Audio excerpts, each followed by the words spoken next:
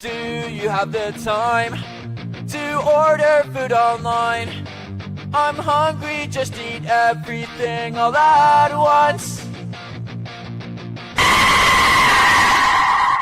What's up though? I hate a bitch that's hating on a bitch and they both hoes. I hate a nigga hating on them niggas and they both broke. If you ain't coming for the chili, what you come for? Nigga feel like he entitled cause he knew me since a kid.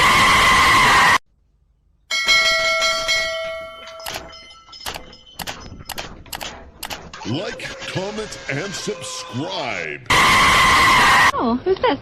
Lucy, these are my girls. Margot, Edith, and Agnes. Girls, Lucy. Lucy, girls. Hello. Hi.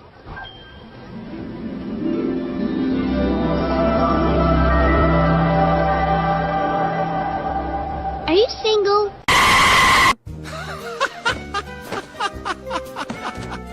You're my favorite toy. You do everything I say. You go wherever I point you. And the best part is, you think it's all your idea. BB! BB! Put those stupid toys away and come eat your breakfast. You have a very busy day of destroying nations today. That boy really abuses those stupid toys.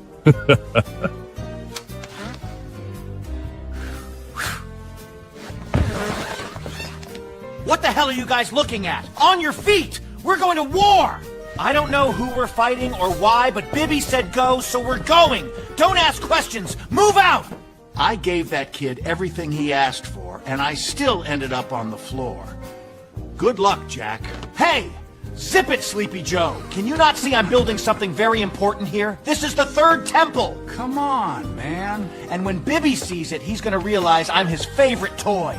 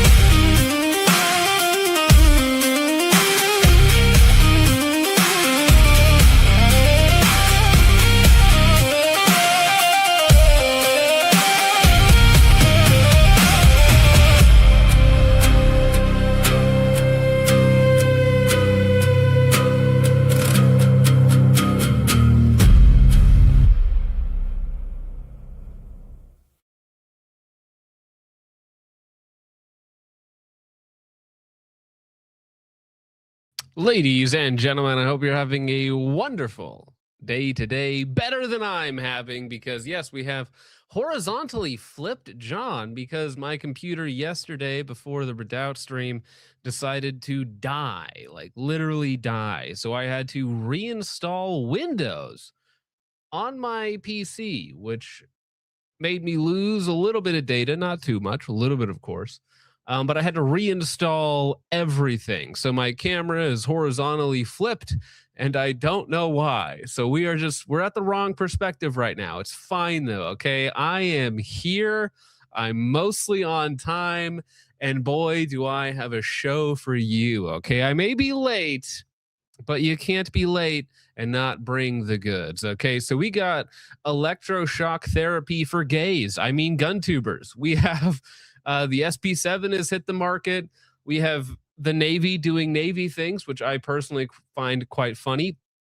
Taurus decided to BTFO every other PCC on the market and come out with literally the best one ever made. We have Don't Simp for Gun Tubers, and since Rad's put it in the Discord, I'm going to talk about it. Why not? And man, you guys, last time we were on here, we were talking about female police officers going a little too hard, okay?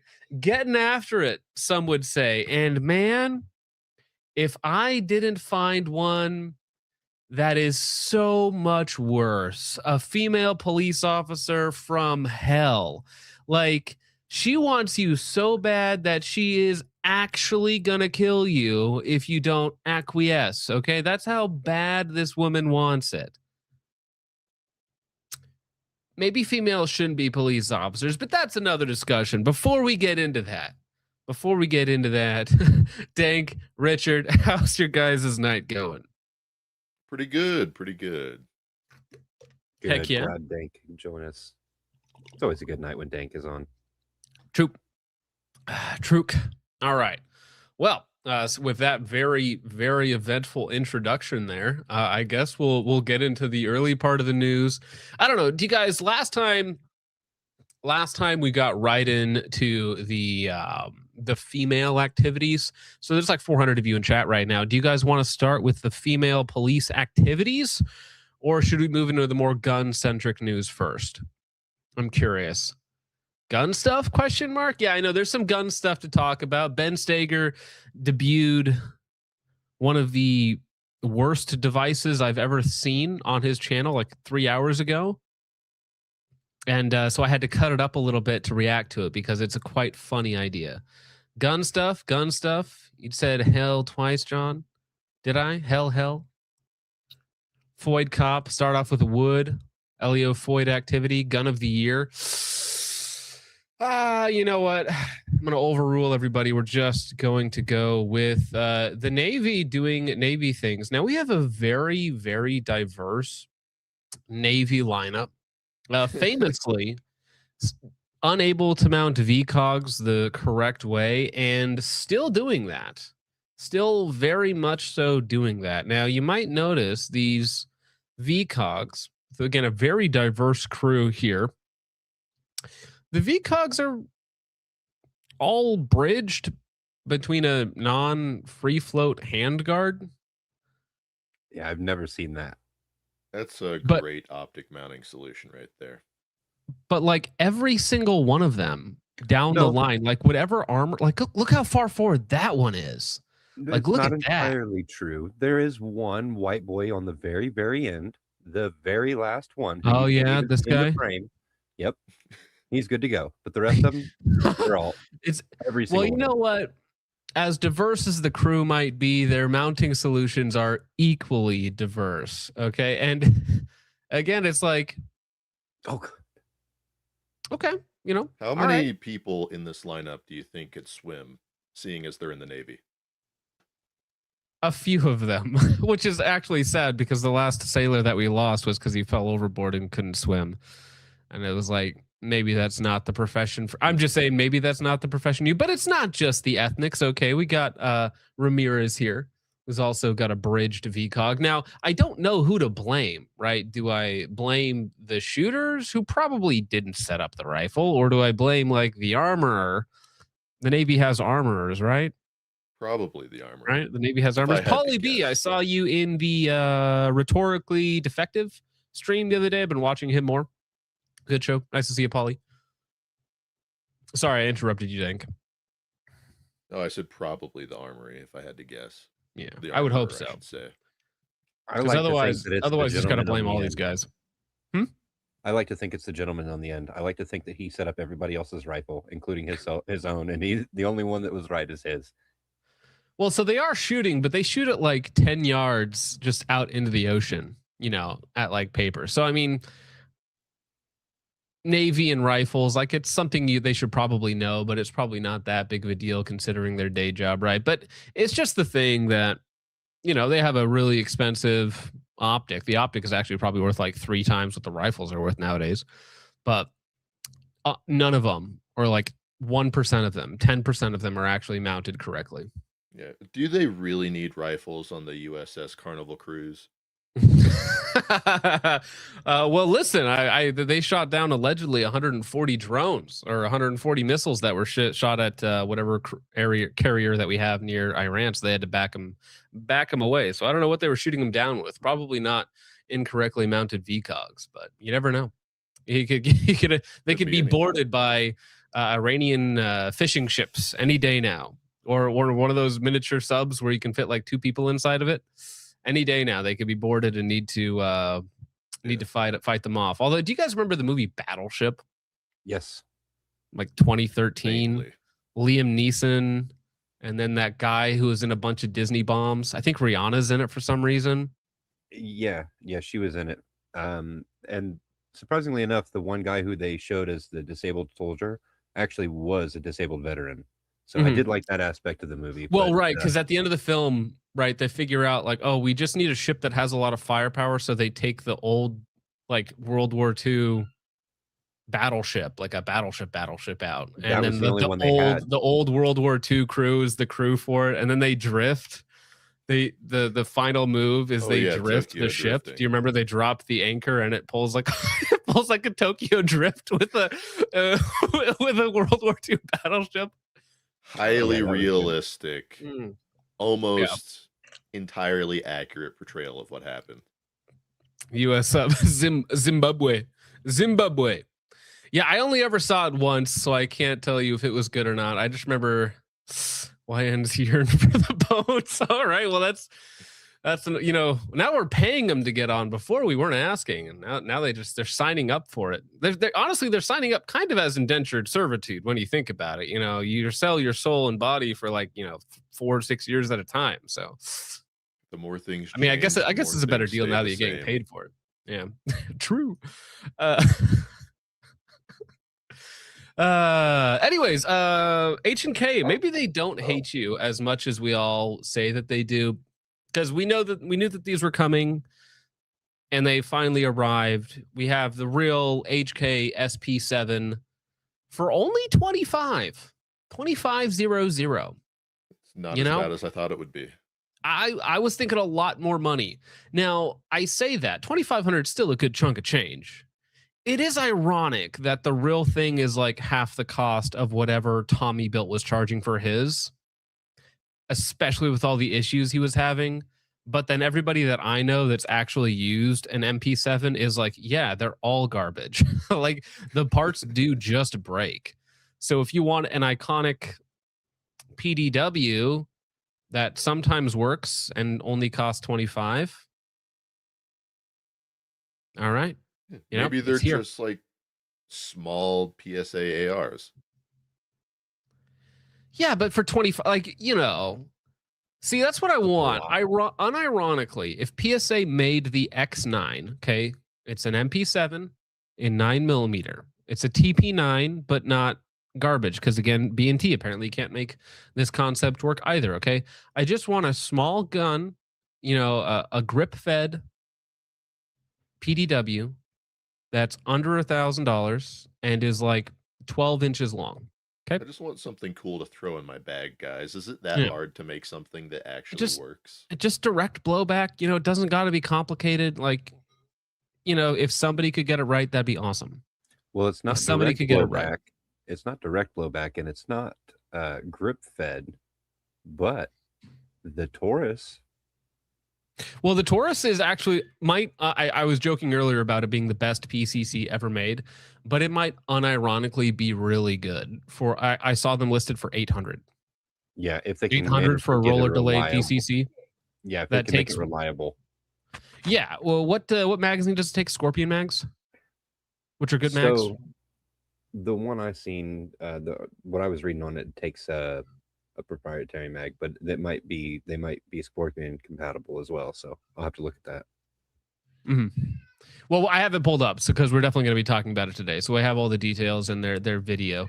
It is funny that it is coming from Taurus, but I said I would talk about it. Rads is in the chat, so we're going to bring it up now. This is a good video he put out the other day in the wake of the scandalous drama between, well, really mostly it's just Iraq veteran 8888 having his I'm broke and homeless and also tactical toolbox as well, of course, especially with him when they were sending him so much money for it. But here is our good friend Rad's Arms making a video saying, stop simping for failed millionaire gun tubers. And I'm also, tangentially a gun tuber. So I do want to talk about this, give my 2 cents as well. It's a good little talking piece for the group here. Rad says he'll come on if you want. Well, why don't we just do it that way then? Instead of rehashing your video as a discussion point, why don't I just send you the invite? That actually makes a lot more sense. So let me pull up. I'm going to drop it on Discord for you, Rads. All right. The Discord link, the StreamYard invite link is sitting in your Discord inbox, sir. We'll just do that instead. We'll do it live. Yeah, that's better anyways. More fun that way. Well, let me see here. Actually, while we're waiting for him, is there a simple button that I need to push that will allow me? Oh, shoot. No, that will make it restart. Because my stupid thing. Uh-oh. Am I still on? I'm still on. Okay. The thing went down. But I want my video to stop being mirrored. That would be great. It's normal on this end. Is it? Why is it mirrored on StreamYards? I have no idea. It's normal on this end and it's normal on YouTube. You're right. You're right. I look on StreamYards and it's mirrored. I look on the YouTube live dashboard and it's normal. Never mind. You guys don't even know what I'm talking about. Nope. Whatever. Nobody had a clue what you were talking about. That's why Okay, I didn't even bring it up. That's just StreamYard. Oh, because I'm looking at myself. It's like it's way different. Never mind. Whatever. I don't care. All right. Well, we'll wait for Rads to show up and then and we'll get into Taurus and we'll get into what is potentially my favorite product of all time. Let's see. It is electro-induced recoil training, and it is very funny. Very, very funny. As a product, absolutely retarded, but I'm excited to talk about it anyway. So I seen something similar to this at a gun show once, and what they did was they basically made any AR a laser tag trainer, and they would hook you up with one of these vests. Yes, and if you got shot in the leg, your leg would zap. If you got shot in the arm, your arm would zap. Oh, yeah. No, I've seen that system set up, but for like gaming purposes. Yeah, so no, like they VR had it gaming. set up. They had it set up with a magazine and a bolt that you would drop into any AR. Just seems so sketchy, but they were shooting. Yeah, not for me. I'm not going to point. Hey, Dave, come here. I'm going to shoot you with my laser gun. Yes, Ooh. It looks exactly like my regular rifle. Hey, how's it going, Rads? What's up? Can you hear me? Yeah, we can hear you. We got you. Boomer hours. All right. Well, we all watched your video. It's doing quite well.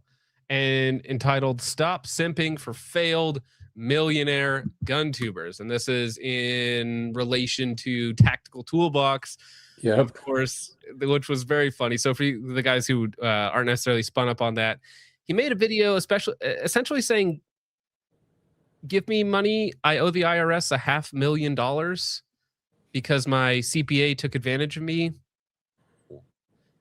And I made like a decent amount of money this year, and I owe the IRS like $2,000. Whereas if you're owing somebody $500,000, like you got to be pulling in 1.5, 2, 3. So it's like, where does that money go? And on top of that, it's like you have all these like very obvious assets and firearms, at least with Iraq veteran 8888. Like he didn't ask his audience for money. But he did. He did. He did. I consider that not directly. They call it dry begging. Explain Dry that to me. begging. That's how Explain I that look to at me. it. So dry begging is like kind of like what he did. This is what's going on. I lost this. I lost that. I have no money. My turtle died. All that type of shit. And then people naturally feel bad and want to help in some way. There's not as many paid chats in his as Toolbox because he wasn't as direct. But it's definitely, I mean, if you look it up, it's a term. It's dry begging is what he did. Interesting. Okay, yeah, it's like soft selling. Yeah, you know? Yeah, same idea. Yeah. Okay, I got you. And then drops a video the next day with a Barrett in the background.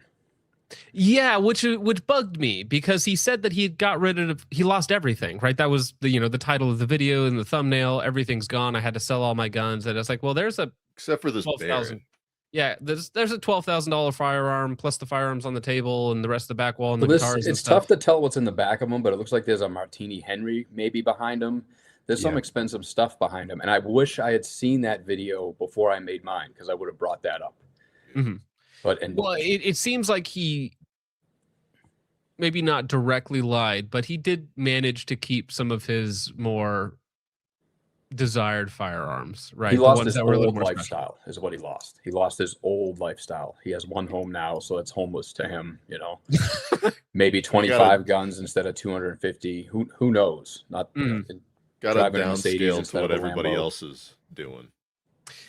Well, so I actually do this full time. So my predicament is a little bit different, but there are a lot of YouTubers who feel entitled, maybe that's the right word to use, to their audience's money or to their lifestyle, especially when they've been doing it for a long time. The reason why I titled the stream, what did I say?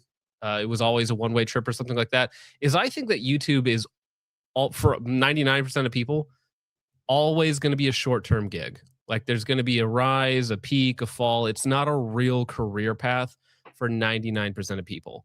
And so there are some people from the older generation, whether it's Iraq Veteran 1488, Tactical Toolbox, where they get completely wrapped up into that. This is their life.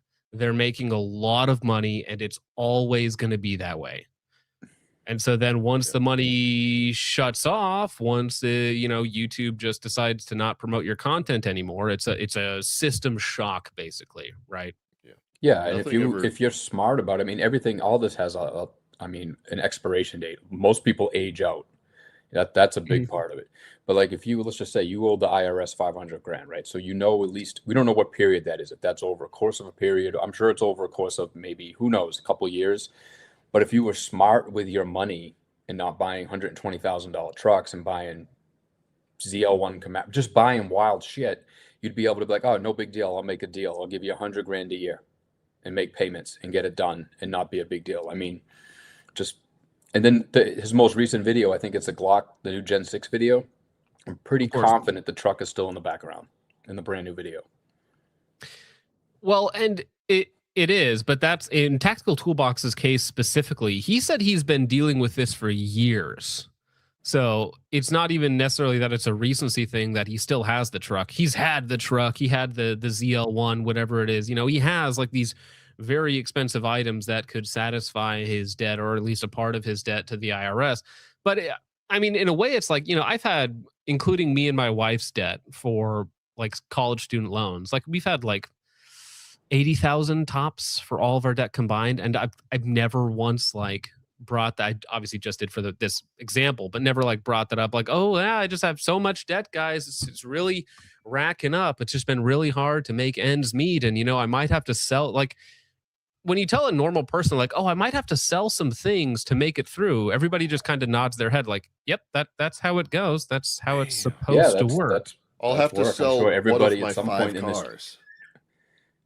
I'm sure everybody at some point in this chat has sold something, because they needed money for something. It's at some point, whether it's 10 years ago, recently, any of it's happened. I'm doing that right now. Yeah, it's that responsibility thing, and it's like to come on, and then the best part of his video is at the end with the buy this online product for me so you can put all your guns on some weird cloud somewhere and all your information and everything you own on the internet. Right. So that was weird to me because one, you're buying a product that is essentially a skin on an Excel spreadsheet. Like like that's all it is an Excel spreadsheet.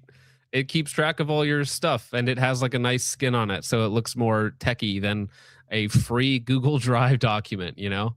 I mean, this and is there's also sorry, this has been going on forever though. These two were like big videos, but you used to see the GoFundMe's. Like I mentioned, that someone's dog being sick. I forget the name of them, but the dog's sick, and in the background of the video or the pictures, you look, not their video, they just put up the GoFundMe. But if you look at their profile, there's like Knight's armament guns on the wall, night vision, all this stuff, right? And it's like, your dog is sick, sell something. That's the quickest way to get money. Not wait 3 months for a GoFundMe to fill up. Sell something off. And it's Most also people just don't want to give up their lifestyle, even if they can't afford it. They just can't fathom that. If you look around, and even just with my own coworkers, people get in so much debt with vehicles and be in a terrible financial situation and still dying out every day. Yeah, it absolutely. just doesn't register for a lot of people. Well, and it's also it's pushing off the responsibility for your own life onto your audience, which I think is scummy, right? Especially when it's an expense like that, because you are like emotionally manipulating when it's for something like that, like, oh, my dog is sick. Not because like I've done GoFundMe's for other people or shouted out other people's GoFundMe's, right? Where it's like, oh, hey, this kid has hospital bills. Like if you guys feel like donating, go there or whatnot. But when it's for your own, I feel like you have more responsibility for it. Yeah, no, absolutely. I mean, I just lost my train of thought. Yeah, it's a little distracting. Yeah, there. that goddamn. Thanks, Thanks, Ray Polo Cost. Yeah. All of a sudden you're gone, and there's like a Chinese lady yelling at me. But remind you of the massage parlor. But yeah, it's, oh my gosh, yeah, flashbang. I mean, you go to the comments, right? Like I brought up that they're salesmen, so even going to the comments, like if you want to go to the comments and say, I hope you do well, or I hope things get better, in the end, you don't owe them nothing. Every time, like in the video, every time you watched their video, every time you click play, you put money in their pocket. Every time you bought something on your feeling, you put money in their pocket. They were nothing without you, nothing. And a lot of these guys, early on guys, they truly just got lucky. They went to YouTube early. They started doing gun stuff that nobody else was doing, and they took off. And then now a lot of them are dying out because there's new, fresher things, or it's the same old thing. How many times can you watch the same old reviews, the same old stuff? If you're not doing something different, then it's not interesting anymore. And I mean, even what's his name with the affiliate links, like he had his website, he was violating. I mean, we all don't agree with YouTube's policies, but like he was trying to like be smarter than YouTube by having like that website then went to the sales links, right? Yeah, which that was a trick that a lot of people were using for a little while. But when you're big like that, you got to take it all down. And that's another aspect of YouTubers, especially gun tubers in general, where they literally live and die. Like their entire lifestyle is funded not even necessarily off of like the quality of their content and like individuals supporting them, but pushing content through affiliate links, right? So like I know a lot of these guys, Tactical Toolbox, Iraq Veteran 1488, for a while they had like 6-figure a month affiliate incomes. And it's from uncritical reviews, it's from shilling products, it's from posting up the deals everywhere. And then they feel, again, entitled to that, which is just selling your audience out. And then it also doesn't help that with Iraq Veteran 8888, his very next video, which was, as far as like gaming the YouTube system, like really good, right? So you have the video, I lost everything, I got divorced, my life sucks. And then the very next video is what I would keep if I got divorced, or top 5 guns to keep through divorce. Because then it's like, okay, it's funny, you're poking fun at yourself a little bit. It makes sense, and it did really well for his channel. But then he also has like an SDI sponsor in the video. And it's like, it's hawking another crappy service onto your audience who you're already taking like their entire life from. And so like in my case, like I can't take a sponsor from a company that I don't like absolutely love when my audience already supports me. Right? Like it's like you guys like literally out of the kindness of your hearts supply like 30% of my income.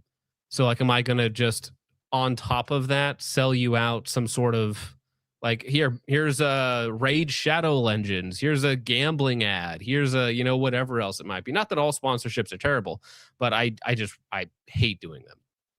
So I don't. Yeah, and then Lemon put out a good video too, right after mine, and he was talking about the Patreon and the money they make on Patreon, and that's another thing. I don't think I've ever signed up for somebody's Patreon. You're paying $10 a month for what? Affiliate links, some exclusive videos. It's pretty much an OnlyFans for dudes. Like instead of putting their butthole out there, they're giving you like an extra 5% off at PSA, and that's what you get. And you're still spending more money. I mean, at least the OnlyFans girls that are shilling that stuff, they give you get something from it. You get pictures, you get something. The OnlyFans girls are honest. They're upfront with what you're getting out of it. Yeah, yeah. You sign up for the Patreon. Oh, you can message me on here. Like they give a shit. Like it's not someone else doing it for them. Yeah, and then you talked about him gaming YouTube. Just an Indian. And you notice it. If you notice his channel, and I'm sure the other YouTubers do this too. He knew the divorce was coming, so you want to grenade the channel. You want to make it look like it's worth a lot less than it's actually worth over the last like year or so, right? So if you go back and look at his views, all his views don't really show for 2.7 million followers. They're not great. And then he does this massive video that draws everybody in, gets everybody's attention again now that he's out from underneath the divorce, and then top five guns to keep after your divorce. And he brings the audience back in and starts bringing the value of the channel back up.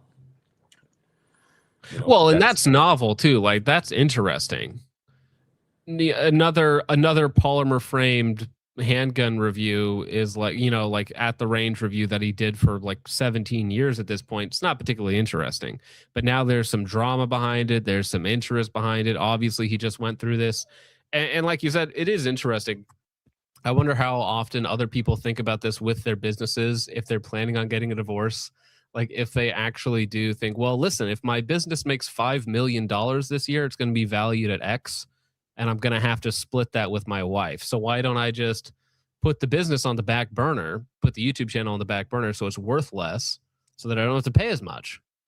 Yeah, it's a brilliant idea. You just start making slop content that nobody cares about.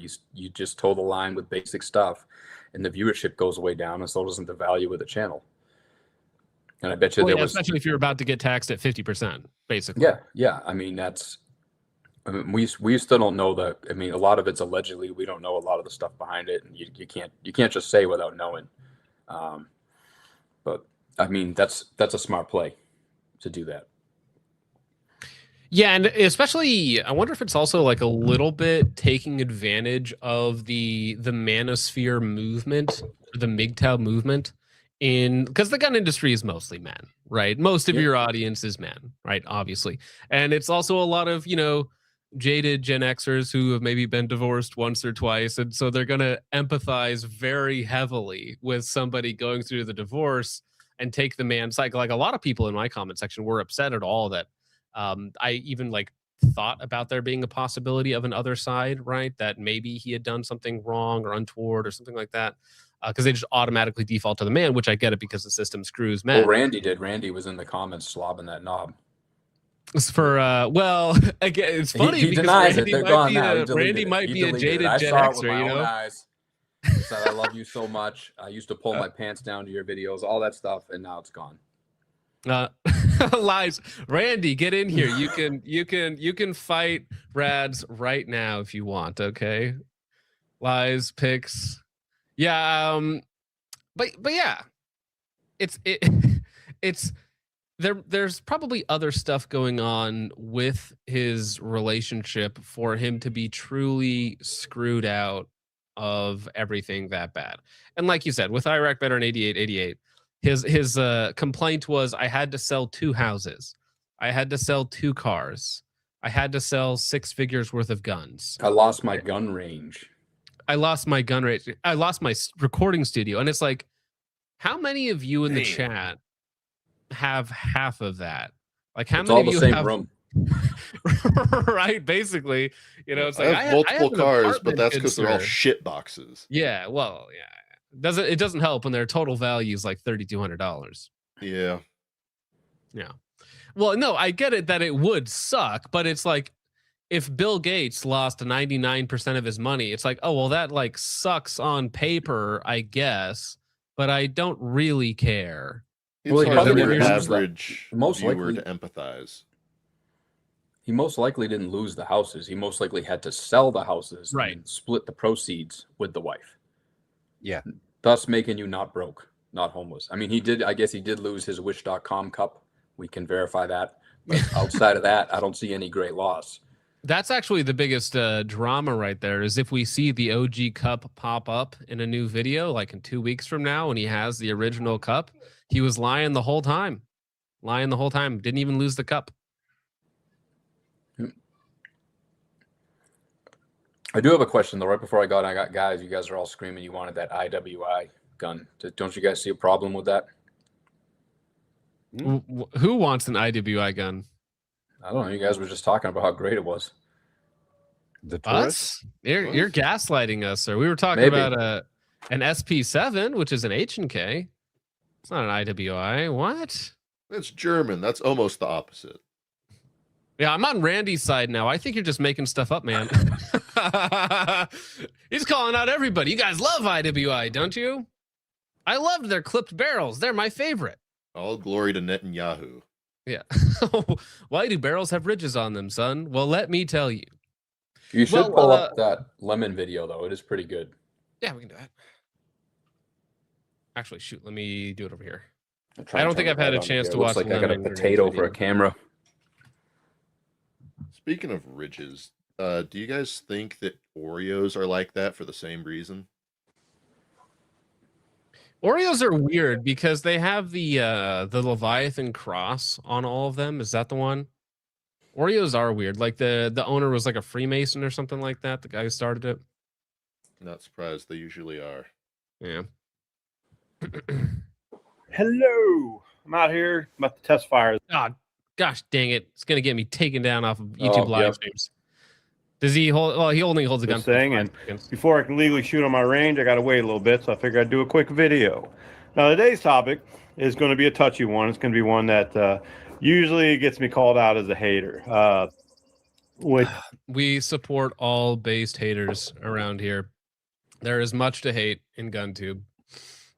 Which is never stop hating. Talking about giving money to gun tubers. What's bringing this about? Recently, the last few years, we've seen a lot of big name gun tubers coming to us, with their hat in their hand, crying about how broke they are. Most recently, it was, what's his name? Iraq Vet 8888.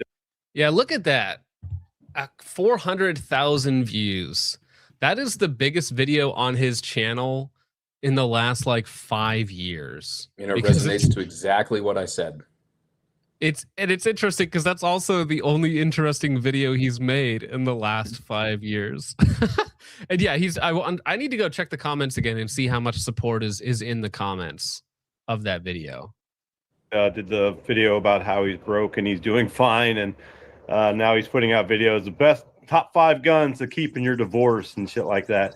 And before that, it was a dude named Tactical Toolbox, who I'm not really familiar with. Focus Strip talked about him a little bit, so there's a video there. Dude, I hate that. Look at that thumbnail. It's over. I have to delete everything. Again, also about 400,000 views.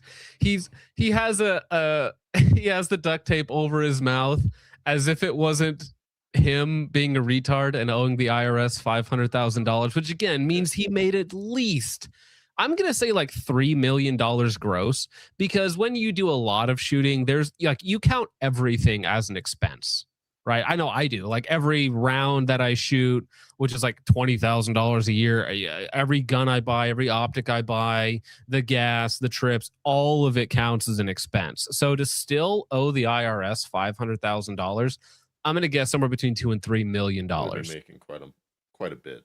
If you're brave enough, you could write off anything. So. This is true.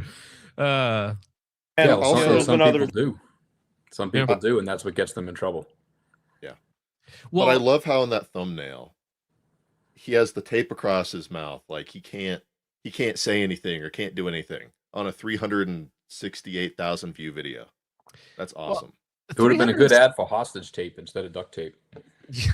368,000 views is worth, depending on your CPM, $1 to $2 grand in and of itself, right there. And not to mention the super thanks on that video are insane. Yeah. It is probably an additional several $1,000s worth of super thanks on that video alone. People essentially which is, it's ironic, right? Because not only did they give him the initial money to owe, right? The reason why he owes the IRS is because of his audience, and then his audience is also picking up the tax burden, right? It's like, imagine me, it's like, so I owe the IRS a little bit of money this year. If I'm like, hey guys, the IRS wants money from me from all the money that you've given me, please give me money so that I can pay off the IRS, which again then increases my tax burden for next year. Like, how ridiculous. I'll pay my tax this time, guys, I swear. You got to help me. I can't pay my taxes on all the money you gave me. Please mail it in the mail, cash in an envelope. Yeah, cash only donations to my PO box. The thing that really got me about the tactical toolbox thing was he's like, I'm broke. If I remove my affiliate links, my income will literally go to $0 per month. And all I had to do was like open up his Patreon and see that he had like 35 subscribers at I think Arrow looked it up. It was something like $100. Well, again, $100 might as well be nothing when you have 2 houses and, you know, $2,000 a month in car payments, bro. $100 a month ain't gonna be doing much. Okay, his wife's lattes cost more than that. All right, you wouldn't get it as a poor Richard. You're not rich enough to experience the amount of money that man needs. No. I think each member was paying $100. Yeah, it's $3,500 a month. Yeah. Wait, each member was paying $100? I'm pretty sure. Or 35 total members. That can't be right. No way he has $100. No, I gotta look this up. I gotta fact check you live. Tactical Toolbox. No way he's making. He had 34 or 35 members at the time, and oh, it's not $100 a month. Okay, so he has 33 paid members. So he lost some since this video. No. But it's only $3, $4, and $5 a month. So at most, it's $150 a month. Oh, okay. There is no $100 option. I'm looking at it right now. There's no $100 option. He doesn't have $100 a month members. That would be insane. That's like pay pig territory. Yeah, I thought that's what it was when Arrow said it's like $100. I thought he was saying it was $100 per member. No. Like $100 total, maybe, right? You know, there's been other disgraced gun tubers out there like Garantham, who's now doing everything possible to try to make money to maintain his lifestyle. He hasn't started. So I haven't been given the numbers yet, but just on that, his ad rate per video, because it used to be like 25K per mid-roll ad, has gone down. So he is actually lowering his price standards for mid-roll ads. Begging for money yet, but he may as well. Some of the shit he's got going on. So anyway, this is just talk about the realities. If you sorry, I got a Full Metal Jacket. This isn't the Redoubt stream. You don't have to keep hitting James. You know, give money to gun tubers. You know, the expectations you have when you give money to that. There's a quick video about this from Rad Arms. Rad Arms is an awesome channel. I did drop the link for Rad's channel in the YouTube chat and the Rumble chat, and you guys should all click on it and hit subscribe. Yeah, you should, so that way I can get big and then go online and cry that I have no money. You actually, next April Fools, because April Fools already passed, you need to make a video as good as possible, like perfect acting, begging for money from everyone. I'll just go downtown Phoenix and hang out with the bums and make it from there. Yeah. Film your video as if you're homeless next to real homeless people. Yeah, I'll get in one of the little camps, little tarp camps, and get in the tent with them. It just accidentally like flex like a really nice gun or something in the middle of it. Like, oh shoot, you weren't supposed to see that. I'll church it up. I'll even get the meth going. There you go. Make it real. That nobody watches. I've been watching that guy's Instagram since like 2018, I want to say. His claim to fame, his shtick, his niche is just kind of calling out bullshit products in the gun space and kind of calling out gun tubers that are less than genuine. Such less than genuine. No, Such has never met a product he hasn't loved. That's right. Or disingenuous. So awesome dude. Good channel. Okay. Rads, what do you think about Trench Grenade's new arc Okay, well, it's more like the old arc as well, but where every video thumbnail title is as clickbaity, basically straight up lies. How does that make you feel? I haven't watched a lot of his stuff, but I got to give him credit for one thing. He's pretty solid on, like, I don't know. He's solid on, how do I, my Streamlard's all screwed up. Like, oh, we can still hear you. What? We can still hear you. I think his stuff is, I've watched some of it. Some of it's decent. Me and him are on better terms now and stuff. I don't watch a lot of his content. Sometimes I do, and I'll go in and comment if I disagree. Like, I disagree with him on the Iraq veteran video, but he also told me he didn't really know a lot. Like, he didn't know his past, right? He didn't know how long he's, to me, Trench is newer to the industry. And I think that's a lot of the problems with this. If you don't know the people's past and stuff like that, it's easy to get caught up in stuff like that. But as far as his other content, I'll only watch it if it's something that gets my attention. I usually see it on like Instagram in his story. Gotcha. Okay. Yeah, his I gotta show the chat because I had to remove it from my algorithm because it's just, to me, it is 2 minutes of an ad and then a minute or two worth of content. So let me see here. So like this video right here, Mr. Guns and Gear is a problem, Red Arrow, fraud. It's 6 minutes long. 2.5 minutes of that is him shilling a patch. And then 4 minutes is like, oh yeah, we should support Mr. Guns and Gear because he got dropped from Shields. And it's like, channel. I love his shorts. You know, their Instagram's great, so go check him out. But he put out this video talking about Iraq Vet 888 and just saying, look, this guy was a millionaire. Now he's begging for your money. Like, don't give him any fucking money. So that just kind of gave me an idea. Let's just talk about what happens when you give gun tubers money, like your expectations from that. Now I'm going to start off with this story. I usually don't give money to gun tubers, and it's all based on this story from like 2018, I want to say, maybe 2019, something like that. It was before the pandemic, so I don't remember his name. Very small gun tuber. You know, he's just trying to get up and going. Talked a lot about camouflage and, you know, guns I was interested in. Like he had a grease gun, right? There was a company doing a reproduction of grease guns, I think like Valkyrie arms, stuff like that. And, you know, they're pretty cool. That's what caught my attention. And he talked a lot about frog skin camo, which I think is cool. You know, just a small gun tuber, a regular dude, just trying to get by and, you know, filming his hobby, that sort of thing. Well, we bullshitted a few times, seemed like an all right guy, and he puts out a video on Instagram like, hey, I hate asking for this, but I got, you know, 2 special needs kids.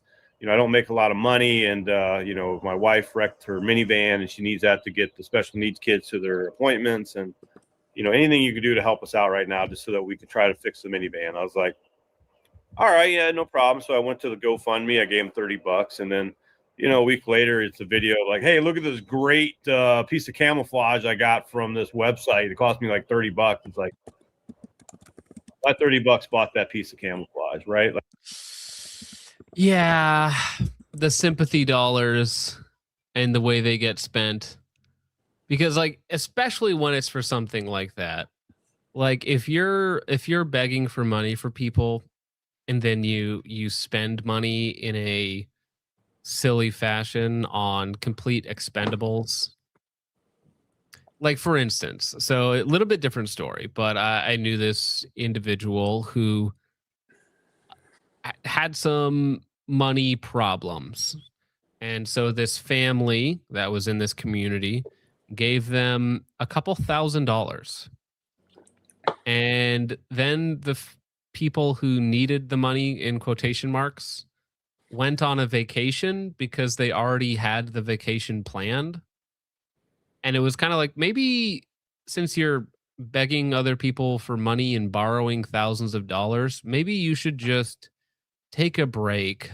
You know, maybe that's just, in the very least, it's bad optics. Very, very bad optics. And it's also, like, I feel like you're a steward of that when you get given it for a specific purpose where people are actually giving you out of the kindness of their heart. So it's got to go to the right place. Like drugs. Yeah. General rule of thumb, you can't live lavishly if you're asking people who probably have less than you for money. Zanico, if you need 7K, I can hook you up with my contact, and you just gotta send some tweets. It's fine. Don't worry about it. Get that feet money. Yeah, Feet Finder.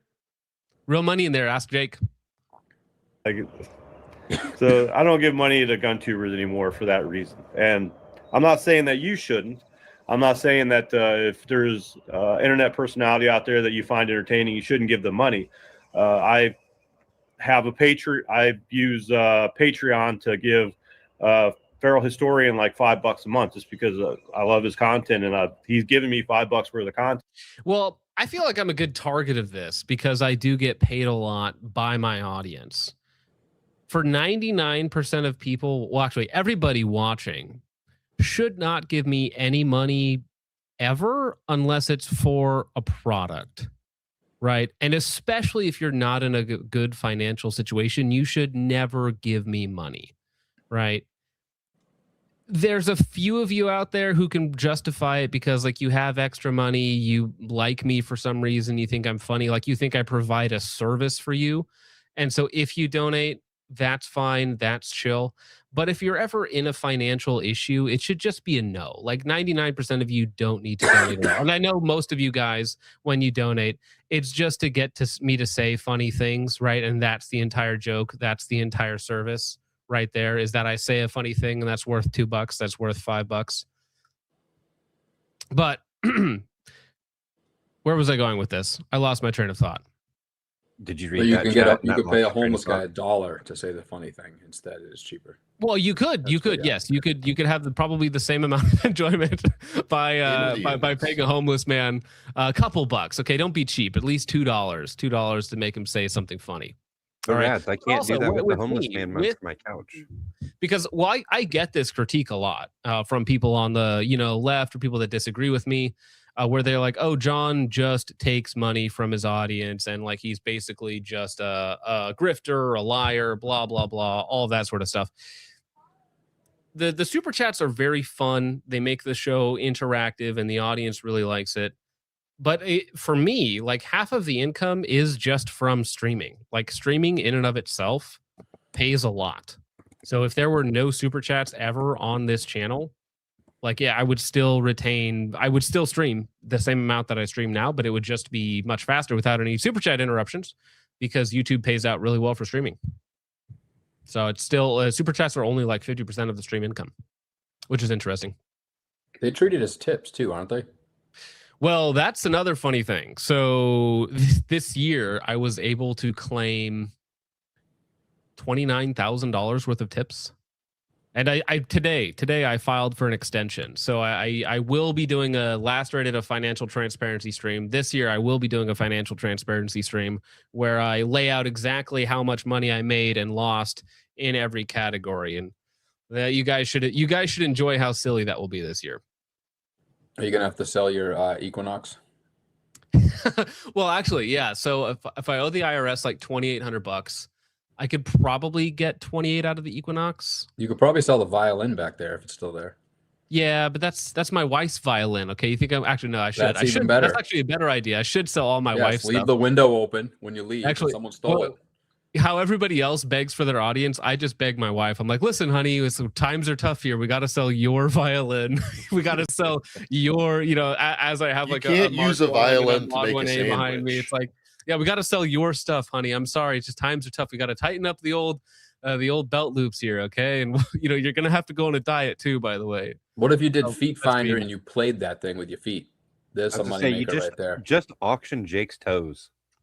We do that every stream. We literally do auction Jake's toes every stream. So it's whether he's on or not. Like his toes are literally a moneymaker by his own accidental. His toes are up for grabs. Yeah. But I have no illusions about what I'm getting for my money. What I'm getting is his content. I'm supporting his content. As long as he's making content that I like and I watch regularly, I don't mind doing it. But if he ever came to me with his hat in his hand, like, my wife took everything, I have nothing, it's like, yeah, I can't help you. Yeah, sorry, buddy. As much as I like that dude, as much as I enjoy his content, there is a limit to what I'm going to do. So that's just what we're going to talk about is giving money to gun tubers and what you can expect from that. And, just the understanding that these guys are using their audience like a cash machine. Everybody that has a Patreon selling merch, things like that, they're using you like a cash machine. And merchandise is something that I've always hated, which is why I've never sold merch, because it's like you pay me money to then advertise for me in a way, right? And so I'm like, I feel like you're just getting scammed at that point. It's like, hey, pay me a bunch of money to have merch of me that you can then wear around. Well, I think if you did shirts or patches that don't have your name on them or don't have anything affiliated with you, then it's a little different. If you come up with something clever patch or something clever, and it doesn't have your name on it, or maybe like the package does or something, but you're not actually wearing it, I think that's a little different. Yeah, there's a difference when you're like. Well, at that point, you're kind of just a graphic designer who's selling a product. You're selling something that's currently trending in like the gun industry, and you're selling it off. It doesn't have like your Instagram on the back of the shirt somewhere or something. Yeah, that's a good point. I need the John Focus Trip shirt. Yeah. Why? That's gonna get you shot, dude. Oh my gosh. I don't want to talk about it. There's other drama in my area. There's more people that shoot local with me that hate me, and I'm like, And that's okay. There's nothing wrong with that. That's making a living. That's how this game's played. That's how you get ahead in the world, is by making a living. You need to do it. That being said, if you're using me like a cash machine and you come to me begging for money because you misused the money that I already gave you, I got nothing to tell you. Now, the best example I can come up most recently is, and I just noticed this 2 months ago, was trench grenade. Surprise, surprise, right? So I just happened to notice that he did a post where he sold out of patches. Like, hey, we just sold 200 of these patches. Thank you, my Combat Llama army. I don't know if I believe trench grenade's numbers. I mean, there's no way 200 people like trench grenade. Well, no, but he has like a huge Discord community, a paying Discord community. So he's raking in money hand over foot if his numbers are correct. And, if so, good for him. That's fine, I suppose. But if he truly is selling like that volume, like I'm a little bit worried in some ways, because it's quite a successful model. Get a patch. Well, yeah, I said that too. I saw it. I liked what he did there with that patch, and he had the flag, and I actually bought the flag from him because it wasn't the llama, it was that patch there, like your hated train like it. And it's like, if he's getting that stuff out, I mean, good on him. It's great for him. Yeah, like there's nothing necessarily immoral about it, right? And I mean, it's a patch, it's a design, it speaks to his audience. But it's just, I am surprised about the numbers, though, the raw numbers of it for a channel of his size.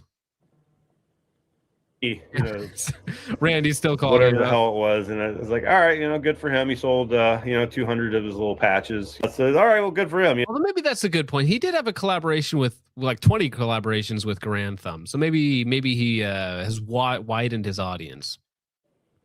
He just made. Sorry, say again, Richard.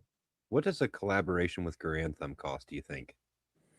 Well, it didn't cost him anything. He just it was SIG that was putting it on because they were out there to test the 211. 25,000, I mean, I guess 25 to 50. Probably $4,000 in patches. And then a week later, like, unboxing my new MP5. Y'all bought him an MP5, right? And when you look at, like, just out of curiosity, I looked at his, his merch site. He's got like 7 different patches completely sold out. Now, 200 patches will cost you about $500 to make. So if you sell 200 patches at $22 each, you made, I want to say like $4,400, something like that. I can't do the math top of my head. So when you take out the cost of making them, he's making like $3,800 for every patch that's sold out. And he's got 7 sold out patches. So he's making $24,000 this year just off fucking patches, right? Not bad. Good gig if you can get it. So just be aware that when you buy this merch from these people, it's big business for them. It's a lot of money. It has the opportunity to be a big money maker. A small investment of $500 got them, $4,500 in return. That's one hell of a return on investment. Well, yeah, hopefully Trench, if he is actually making like that good of money off of the YouTube and the patch sales and the Discord, like hopefully he actually has somebody who's not going to rip him off. Imagine 2 years from now, Trench Grenade, hey guys, I owe the IRS $250,000. Please buy my next patch. So, and that's cool. If you enjoy Trench Grenade's content, that's fine. Just understand what you're getting. You're getting the enjoyment. You're getting the entertainment. You're not really getting good, valuable information. This dude has flip-flopped on his opinions on things like so many times. You can't trust him. I wouldn't trust any advice he gave. I consider nitpick all the things that he's gotten wrong, just that I've noticed.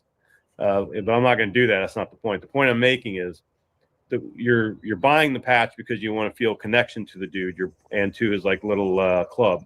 And I get that. Connection is good. Nothing wrong with connection. But in 5 years, when he comes to you with his hat in his hand, my wife left me and I got taxes.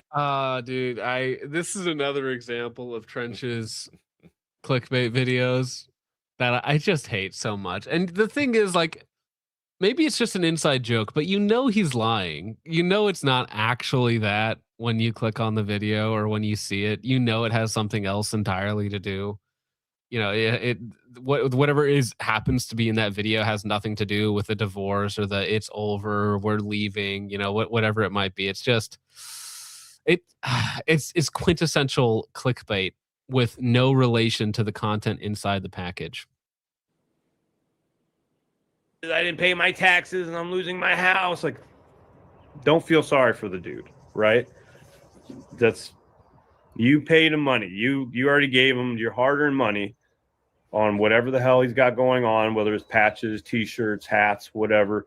You already gave him your hard-earned money. It's Patreon, whatever he's got set up. You already gave the dude your hard-earned money. Don't give him any more money. Don't feel sorry for him because he doesn't know how to spend your money that you already gave him, right?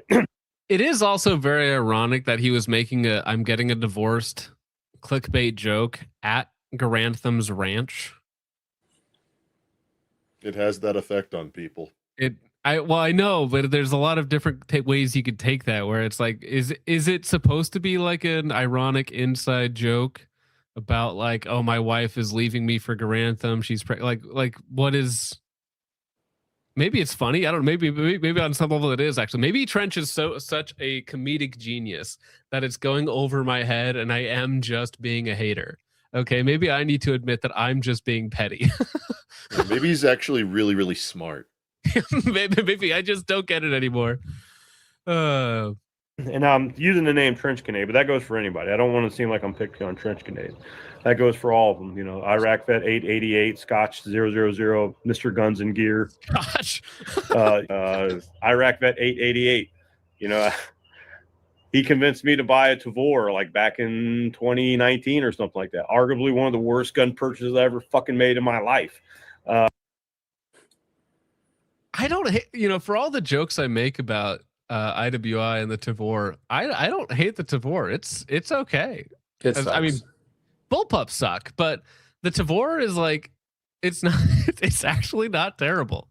Of all the bullpups, it's the better of them all.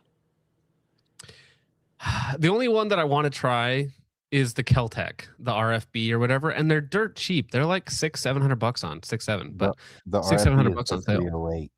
The RDB, whichever one it is, the 5.56 version. They're made out of reused plastic, but still. Yeah, I've shot the RDB. It's fun. The RFB sucks. I'll take your word for it. I don't want to shoot a Keltec 308. I'd really prefer not to shoot a Keltec anything, if we're being honest. But oh, dude, I'm pretty sure that's what made Tim mad with me was my IWI video. He's very sensitive about certain jokes. Don't they know he blocked you're a me rabbi? over the Dragunov stuff.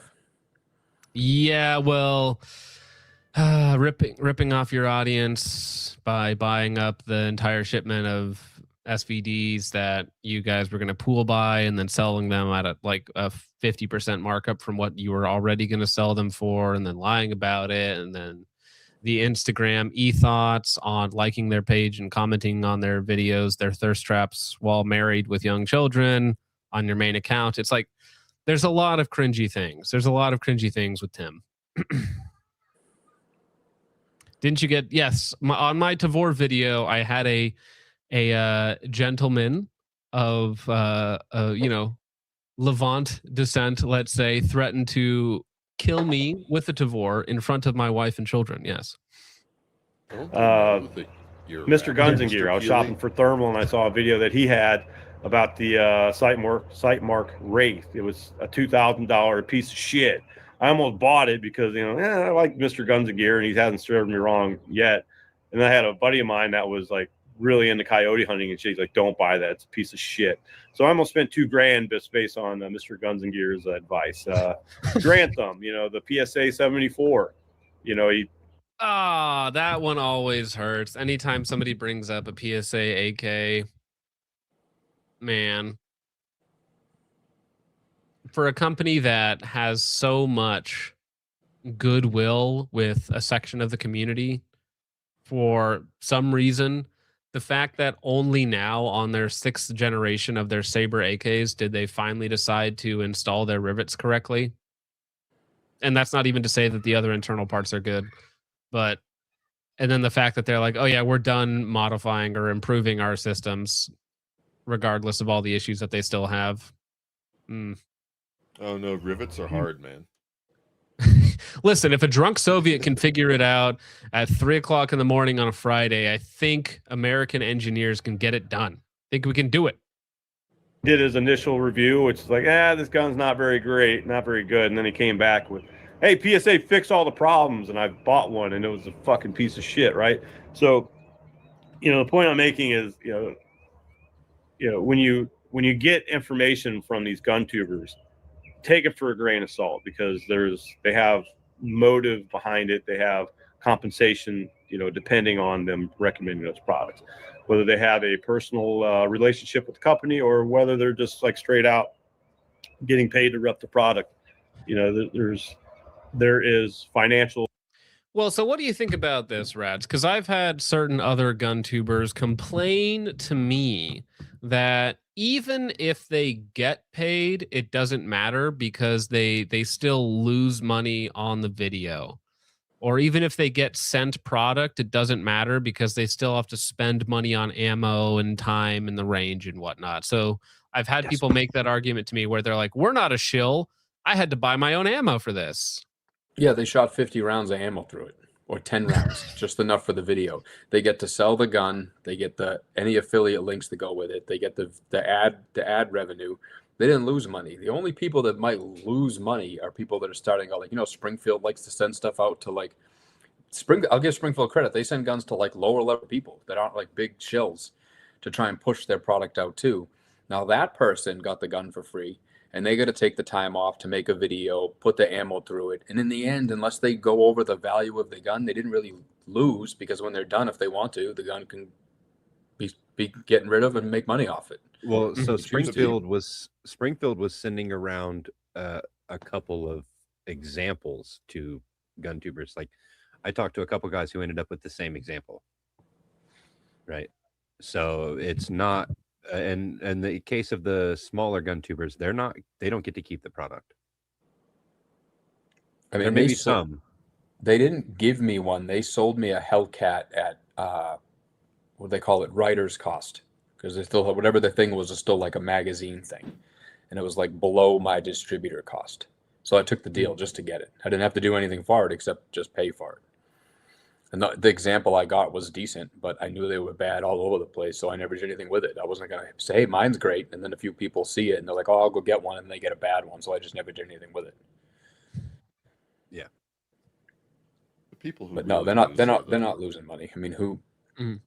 Well, but I'll even take the argument that even if you do lose money on it, like, you would have lost a lot more had you had to buy the product, right? Even if I say that, okay, well, yeah, let's say, for instance, you get a $1,000 gun, you spend $2,000 on ammo, which nobody does, or maybe only a couple people on GunTube even spend that kind of money on ammo for a specific gun review, right?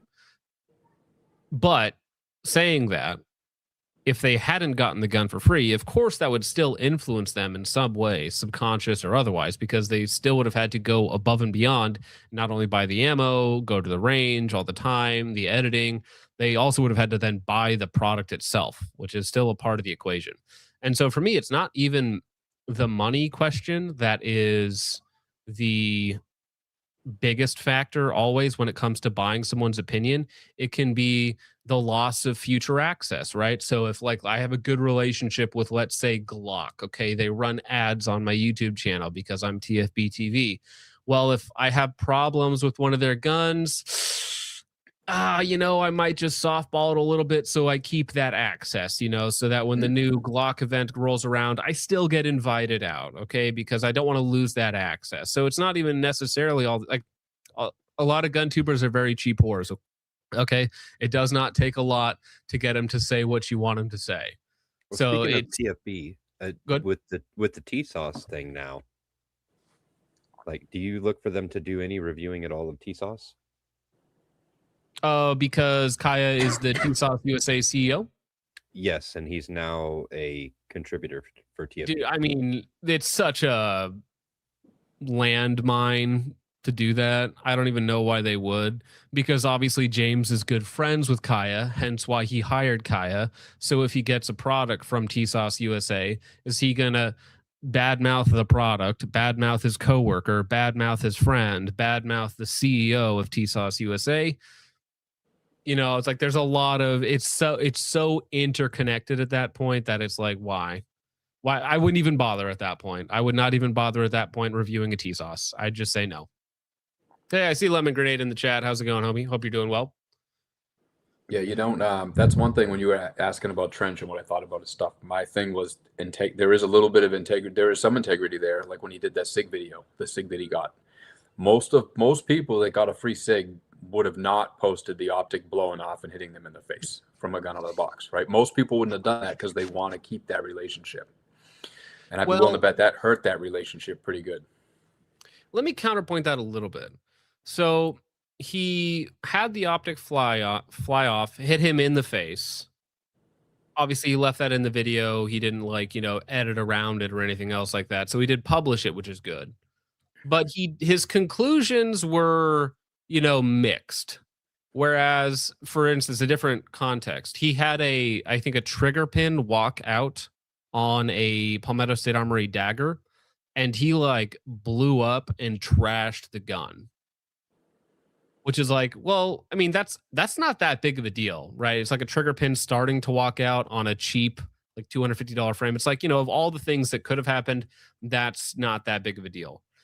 For me, on a $2,500 handgun, the optics plate shearing off and hitting me in the face, if I had to pick one of those to blow up at, it's going to be the SIG. The difference is that SIG sent him that handgun and he had a collaboration coming up with Garand Thumb.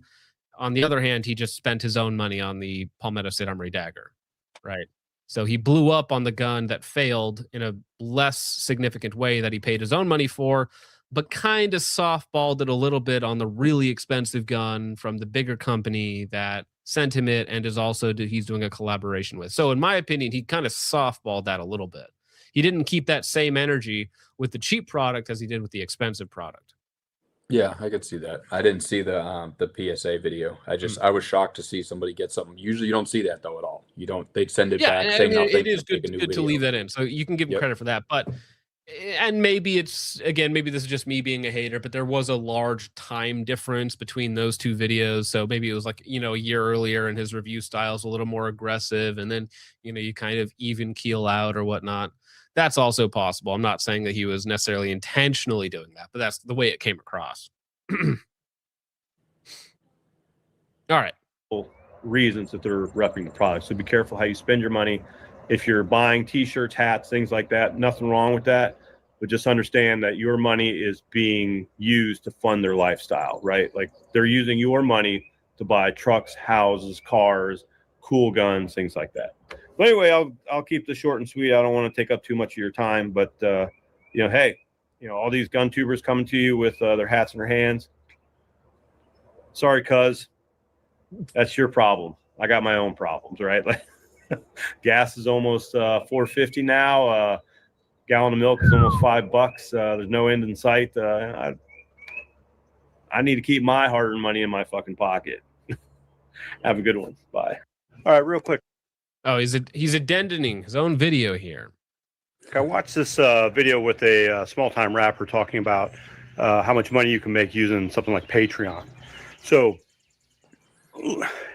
I can't find it, so I'm just going to go ahead and go through it with trench grenade here. So the point that this I do love how M26. I hope you're still in chat, by the way. I do love how you often say that you don't mean or want to just pick on trench grenade, but it does seem like every bad example happens to be trench grenade, which again, it's like, is this an inside joke that just goes over my head where every time you're like, oh, well, I don't mean to pick on trench grenade, but speaking of trench grenade, and every single time it's just him over and over and over again.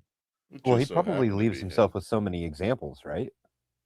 Well, I mean, that's the thing. That's the funny thing is there are a lot of examples that you could pull from. Trapper was. I mean, when you make 3 videos a day, okay, you got a lot of material to say something wrong. Taken was that if you've got 50,000 subs on something like YouTube, if you can convince just 1% of that to join your Patreon for $10 a month, you can make a lot of money monthly, right?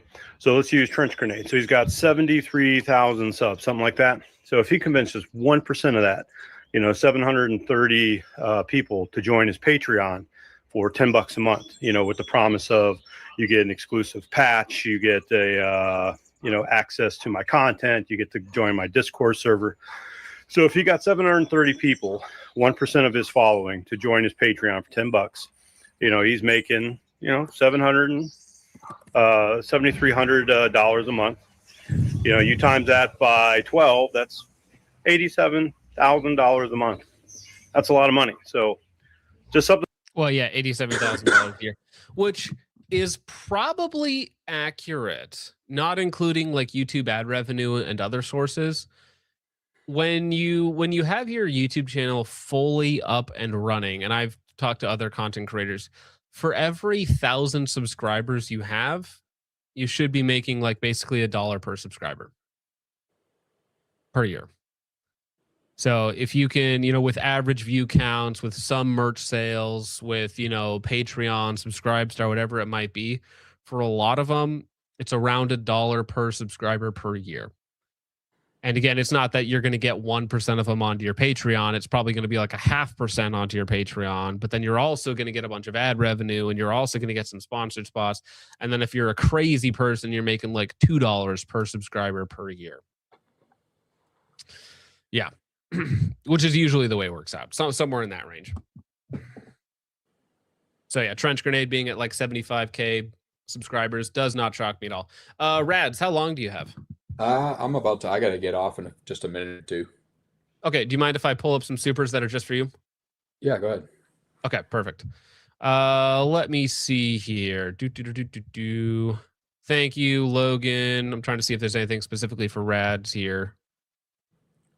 Randy was running his mouth, but I don't think he paid to do it. No, he was just doing it for free, bro.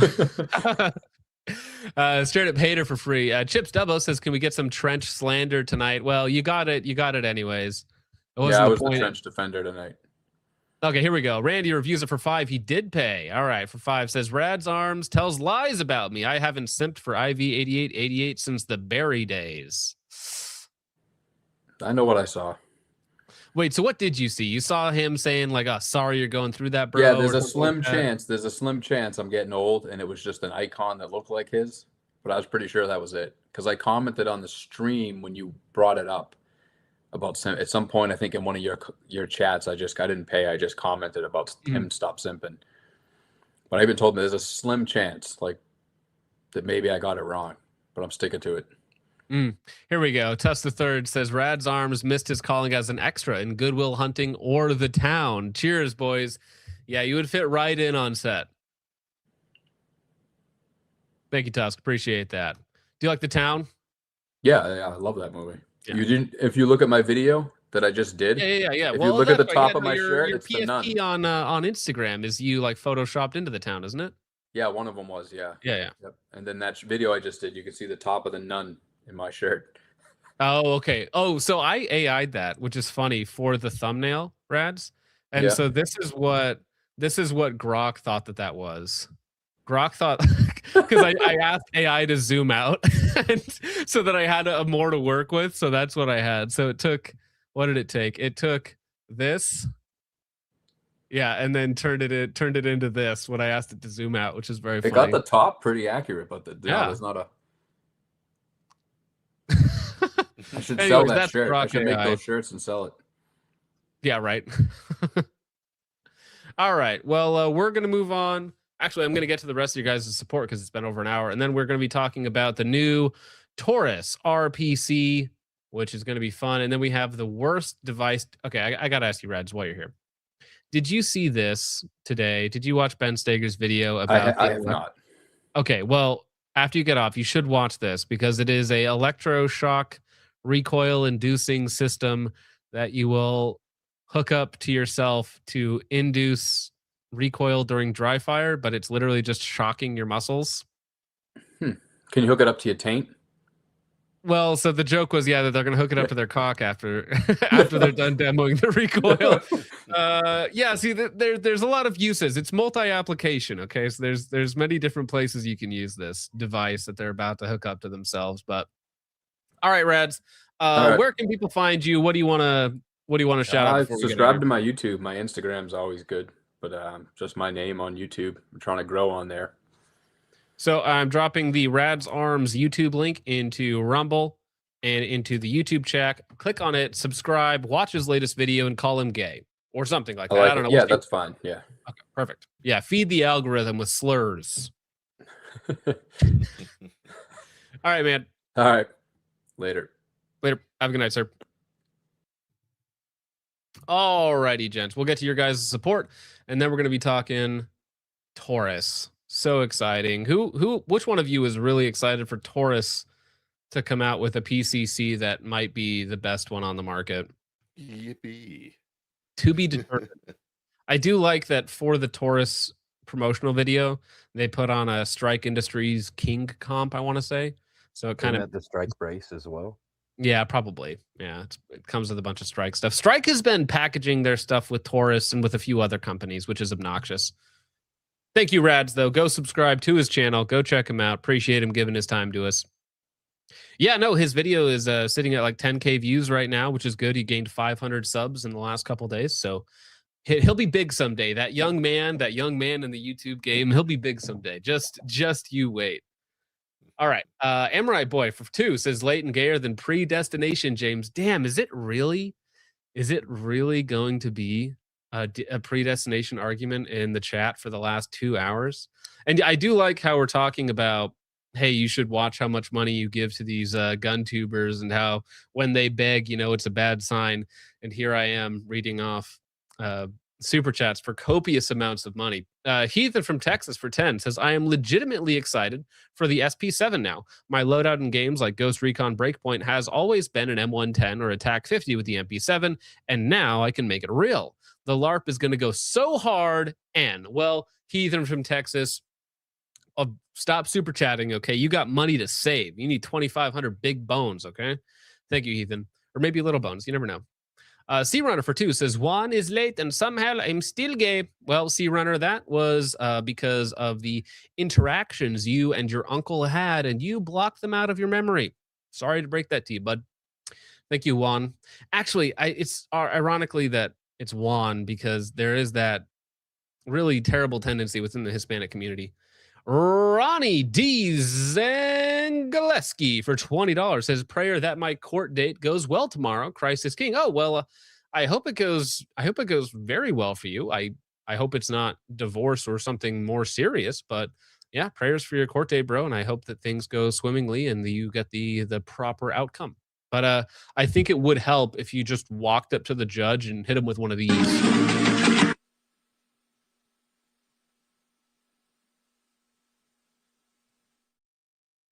just try one of those, okay? Logan for 5 says, come on, John, you're a GM now. That's right. I'm a grand wizard now. We have to be on time for things. You read the email, right? Yeah, I got inducted into the clan of grand wizardry. Thank you, Logan. Appreciate that, sir. Zany Co for 2 says, really rough day. I need tonight to be a good one. I'm sorry, Zany Co, but does that mean I'm like the strip dancer and you're at your local club, you've had a bad day, and then you're throwing money at me hoping that it goes well? Like that's kind of the role that I'm filling here for you, Zany Co, and I honestly don't feel comfortable with this arrangement. Whoa. I feel like we should come to a different agreement here, Zany. Appreciate that. I feel like you're just the DJ and I'm the dancer in this situation. Zany. Well, yeah, you do change your outfit quite often, Richard. What are you now? Logan has picked the last 2. What is this? Logan. He just sent it to me. Dude, Logan got to Grandmaster and he was like, you know what? It's not Grandmaster. It's Goon Maxing. Because he's now Goon Maxing. He's calling people out. He's yelling at people in the Discord. It's like he doubled his test overnight when he got GM. Yeah. Hollow from Logan. The show Spice and Wolf. Well, I'm not going to be watching any spicy wolves. Okay, Logan. Sounds gay. Yeah. I feel you really watch bad Spicy for Logan Wolves? today. Rar XD. Lightspore for 2, or maybe I should say that in the mommy voice. Lightspore for 2 says, I had a phenomenal day. Need a bad stream. Well, dude, when we get to the female police officer, you are not going to believe it. It is absolutely insane. Cody Fisher for 10 has a singular cross, which is mega based. I hope you're doing well out there, Cody. Cody is doing real man's work, like working with his hands and fabrication and cool stuff. And he decides to send me money for sitting here, providing him entertainment. Like, I'm very blessed. Thank you, Cody. Lightsport for 2 says, what are these intro clips? I was pressed on time and I had to redo all the intro graphics because I lost all of them. So I just okay, I'm just throwing stuff at the wall, and here we go. Thank you, Lightspore.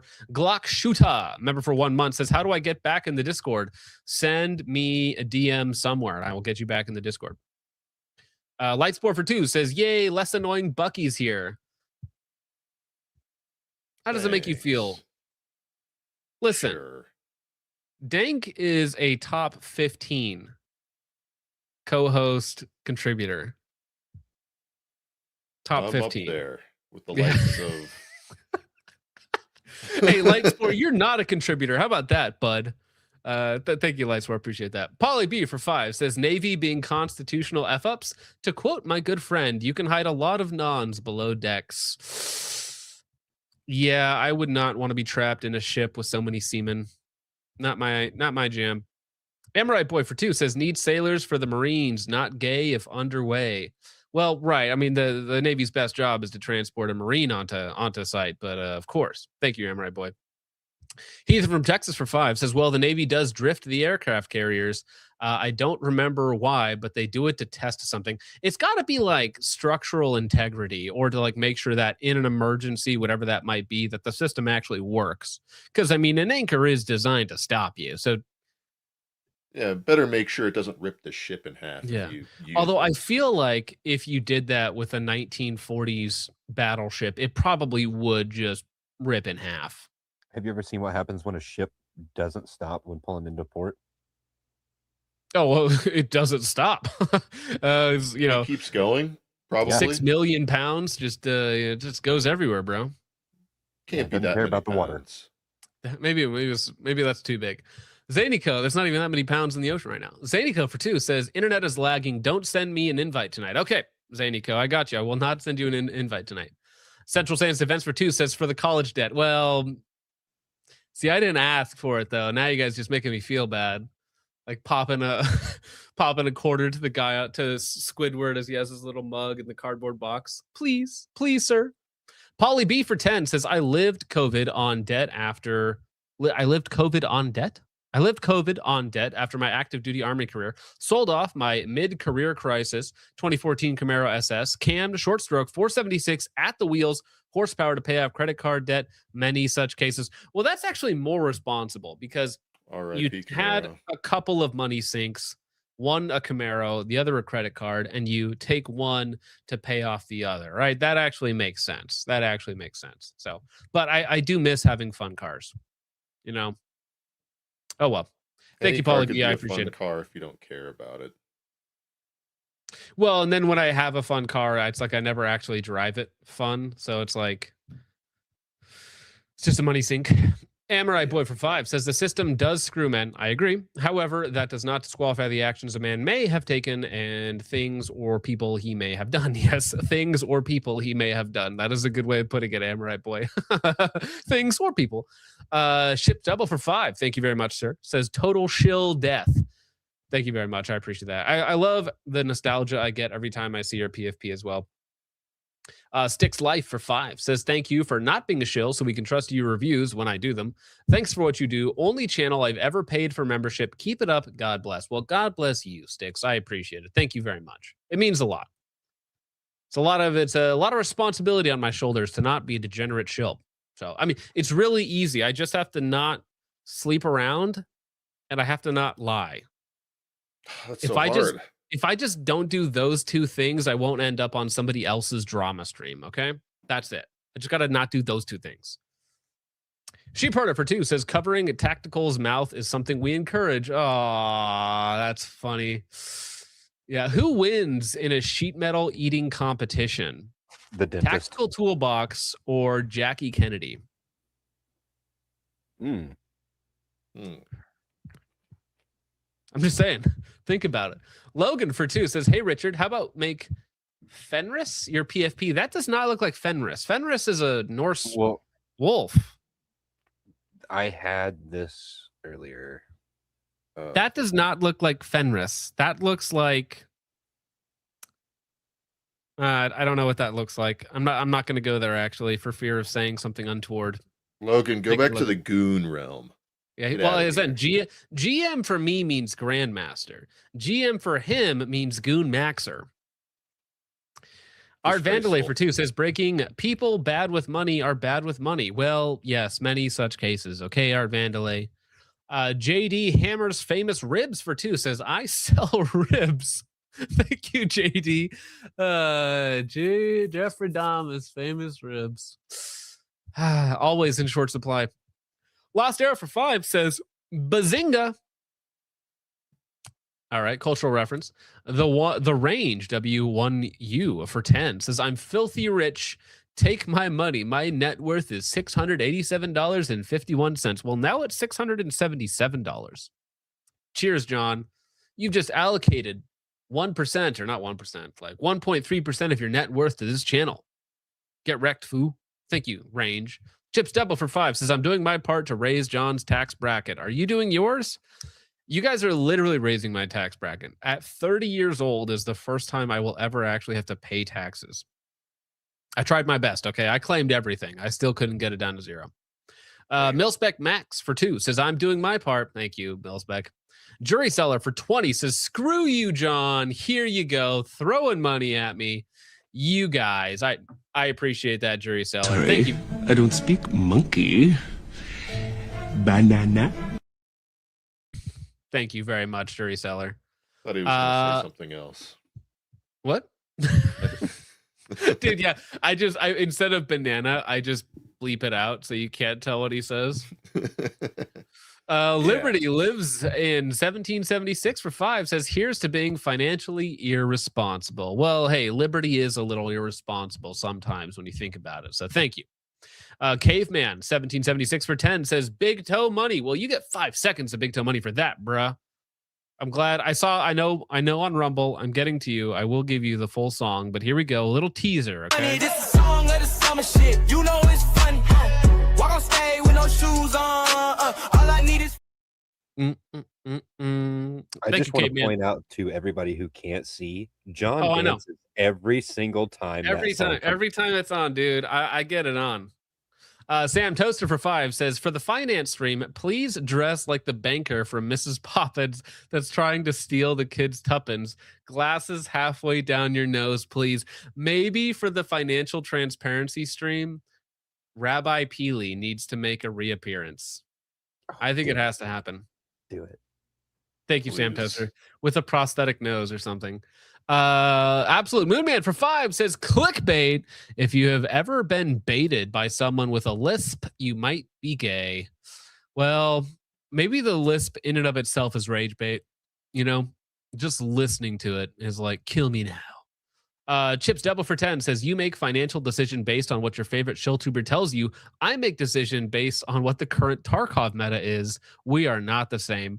Man, Tarkov players are something special. Or something very special. Thank you, Chips Double. I appreciate it. Autistic. Yeah, every time I watch somebody play it, I'm like, but are they even having fun? No, I used to play that game. I always had a terrible time, and yet somehow I got addicted to it for months and months. They and work months. so hard at it. You know, it's like it's work. And I'm like, is it fun though now? Or is it just like, it's a second job. I almost put holes in my wall playing that game. It's not good for you. I clock out and clock right back in and start grinding. Yeah, I had 2 friends try to get me to play Tarkov, and they're like, no, it's the most frustrating game you'll ever play. And I was like, why? Why would I? Why? Yeah. Sheep Herder for 5 says, spending time digging through PewTube to get to good creators is tough. Focus, Cetas, Preston Moore, Ben, Hot Brass, etc. Most just watch GBRS. No, I think that's a good list. If you want more instructional content, you got Joel Park, you got Hanzak Kim.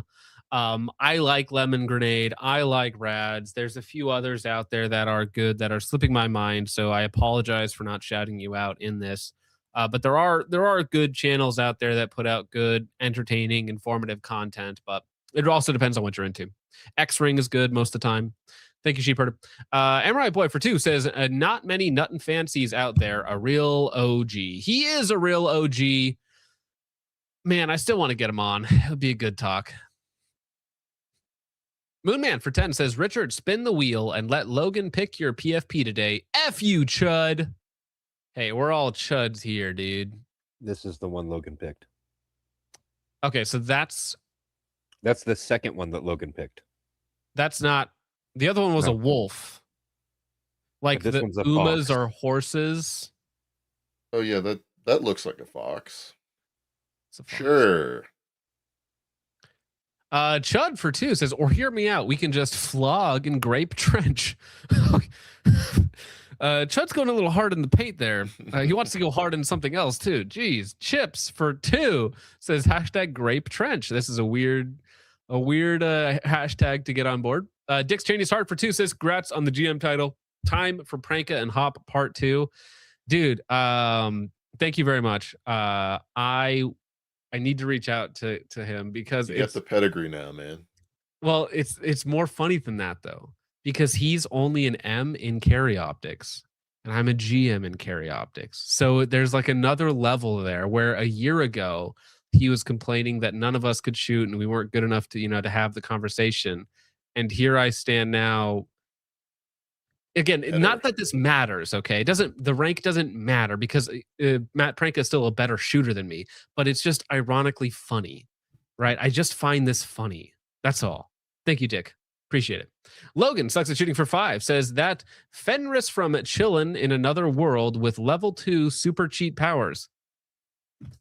Those are some words. Dude, I watched Uncle OG, another good channel by the way, and Bones. Okay, another good channel, Uncle OG and Bones. I watched like 30 minutes, and Protraband, okay, because he was also in that stream, of their stream trying to break down like animes. I was like, what is this stuff? There's so many of them. It's insane. Thank you, Logan. Appreciate it. Lightsport for 2 says Bucky's great at Tarkov, John. Play it with him. Trying to get me to kill myself. Thank you, Lightsport. Chips Devil for 2 says it's 10 times more fun with PvE mode. Now sue me. Yeah, because you don't have to deal with hackers. Like easier, right?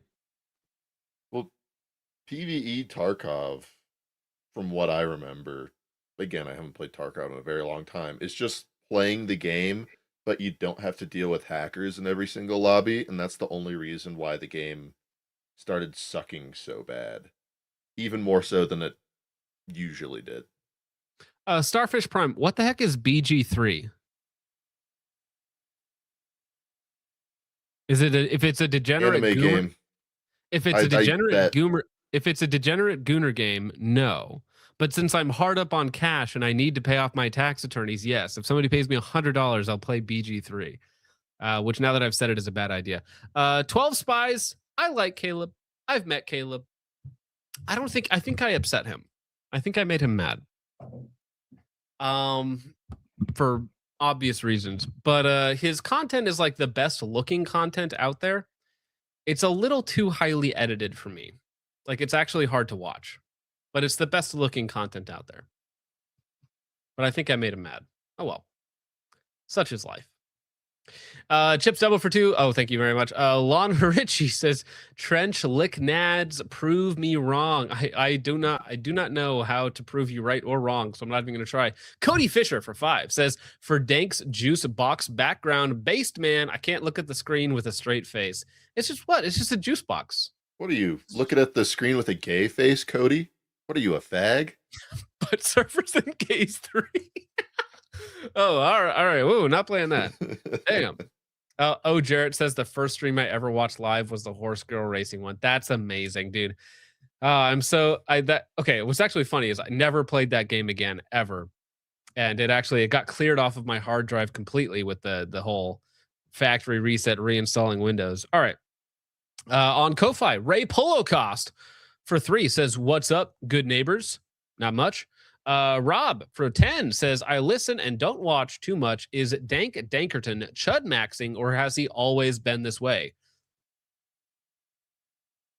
I'm pretty sure he was born that way. He came out of the womb chuddy. Okay.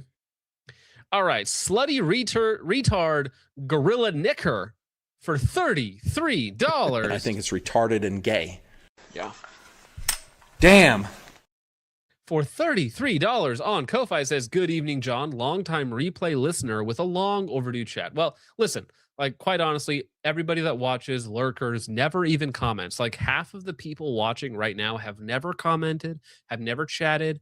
It's cool. Okay. I do that for dozens of channels and I appreciate you being here. Thank you for your time, your energy. I appreciate all of you, but I also really appreciate slutty retard Gorilla Nicker for giving me $33 and keeping the show going. So, long time replay listener with a long overdue chat. Thank you for the tens of hours of entertainment. Any reason to avoid the Springfield St. Victor's 9mm? An acquaintance recommended the 8.5, but I can't seem to commit on any PCC. Best regards. For me, it comes down to price. So for $33, bro, I'm gonna do some research here on the fly. How much does one of these things actually run you?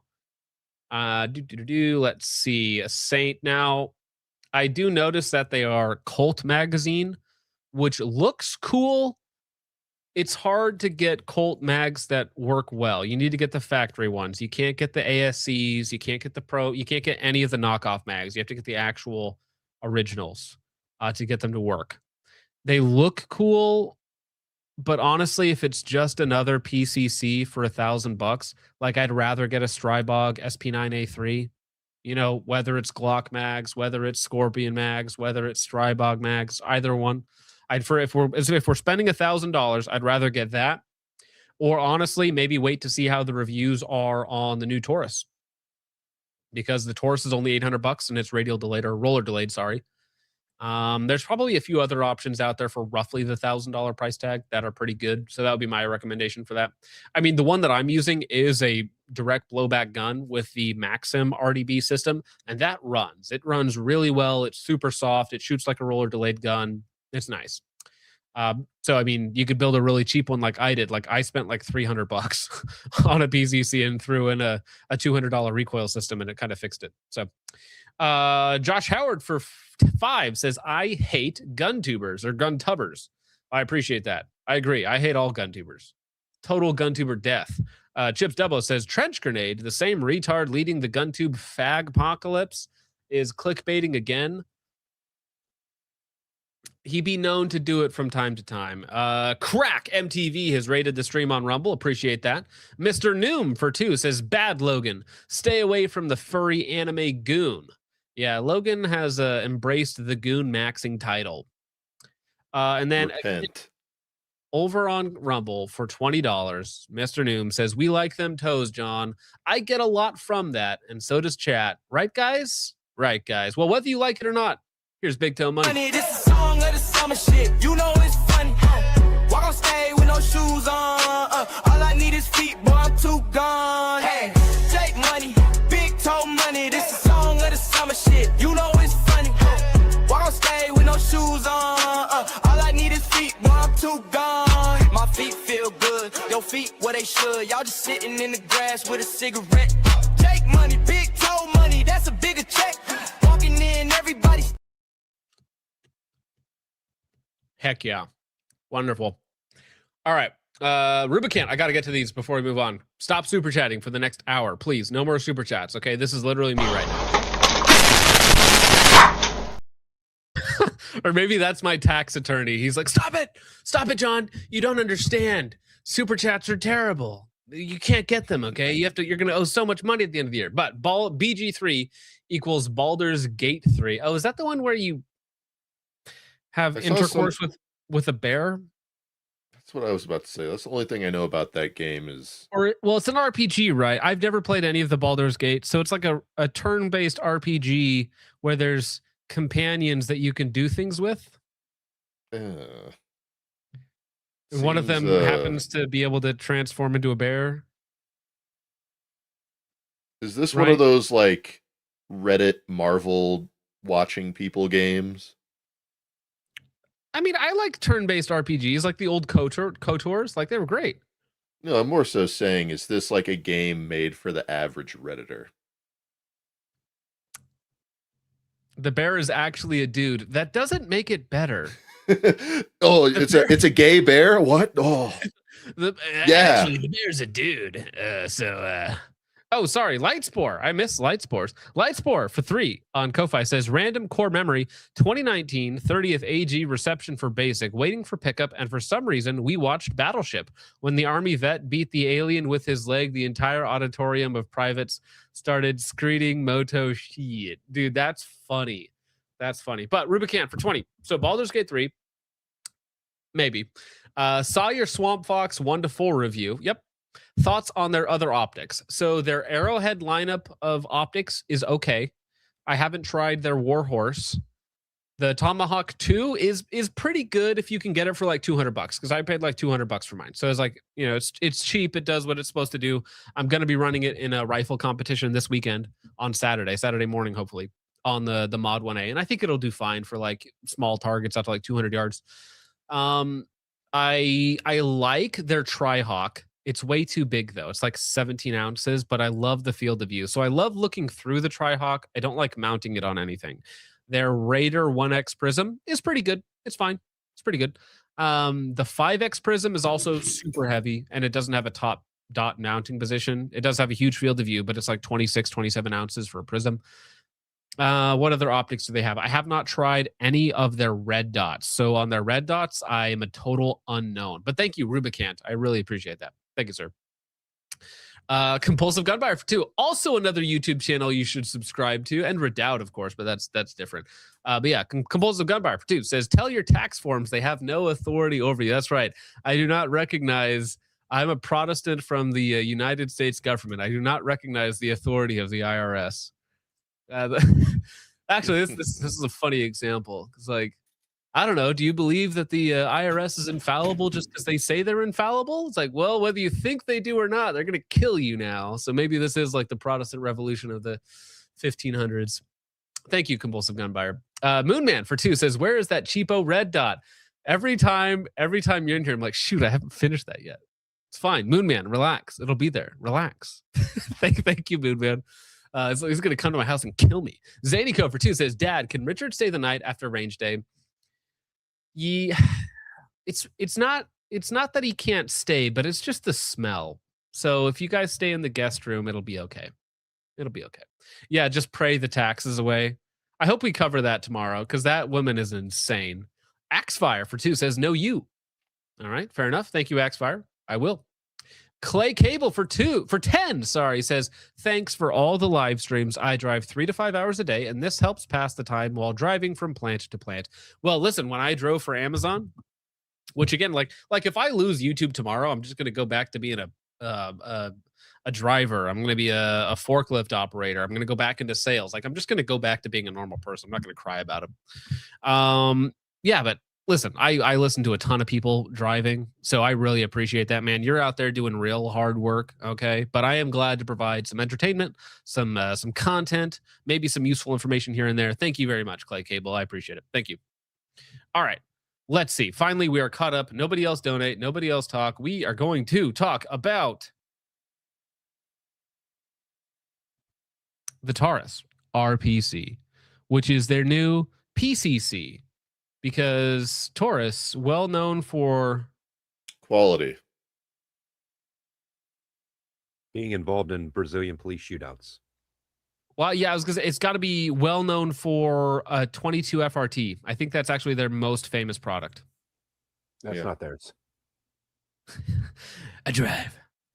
There is a certain kind of quiet that settles over someone who is prepared. You've seen them. Maybe you know them. What are we selling again? Checks notes. 9mm PCC to, fat Americans. It's like, okay, silent protector. You need something that can save your life in a pinch. You Honestly, can depend on our rock solid name, Taurus. Grab it by the ball. If they actually advertised these products the way that they were used, they'd be mag dumped into trash and optics would be mounted improperly and they'd be used 3 times a year. Or like put it in a bag and then have somebody dressed like a homosexual who's doing the bag gun LARP, There is a certain kind of quiet that settles over someone who is prepared. You've seen them. Maybe you know them. Maybe you are them. Not loud about it. Doesn't need to be. The one that shows up early and stays late. Who measures twice and cuts once. Who knows that confidence isn't something you're given. It's something you build.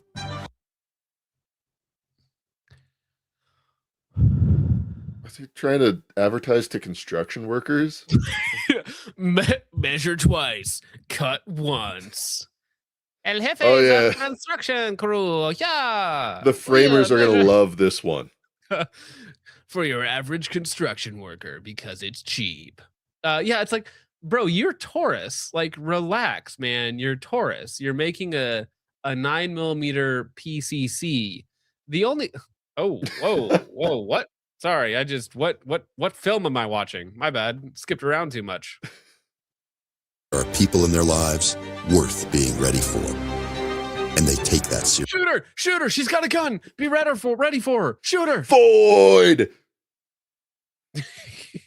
Mag dumpster. You never know when a Foyd has a gun. Because there are people in their lives worth being ready for. And they take that seriously. Fake. No way women love They're you not ever. looking for the most expensive option on the wall. Or the one with the most famous name on the side. They're looking for the one that works. Wait, so he looks outside, there's somebody coming to get him, and he's like, honey, close yourself in there. I have the bowl. What is this called again? The RPC?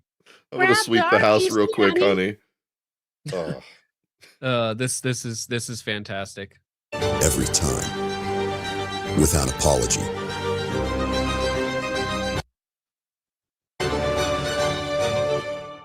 The Taurus RPC. Some buy a reputation, you build one. In that fake home what? invasion scenario, should have just Wait, some buy a reputation, you build them, but aren't you buying their the product? licenses? But you're buying theirs. Like you want them ostensibly to buy your product. Well, it's not even their product, isn't it? It's a licensed clone. Wait, whose product is it?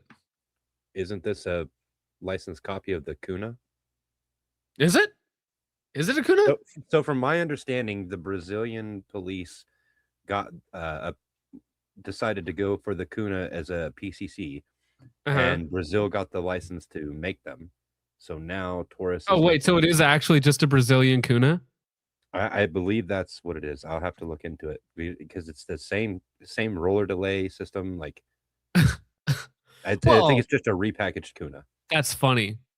As Bone says, this PCC does not say sorry.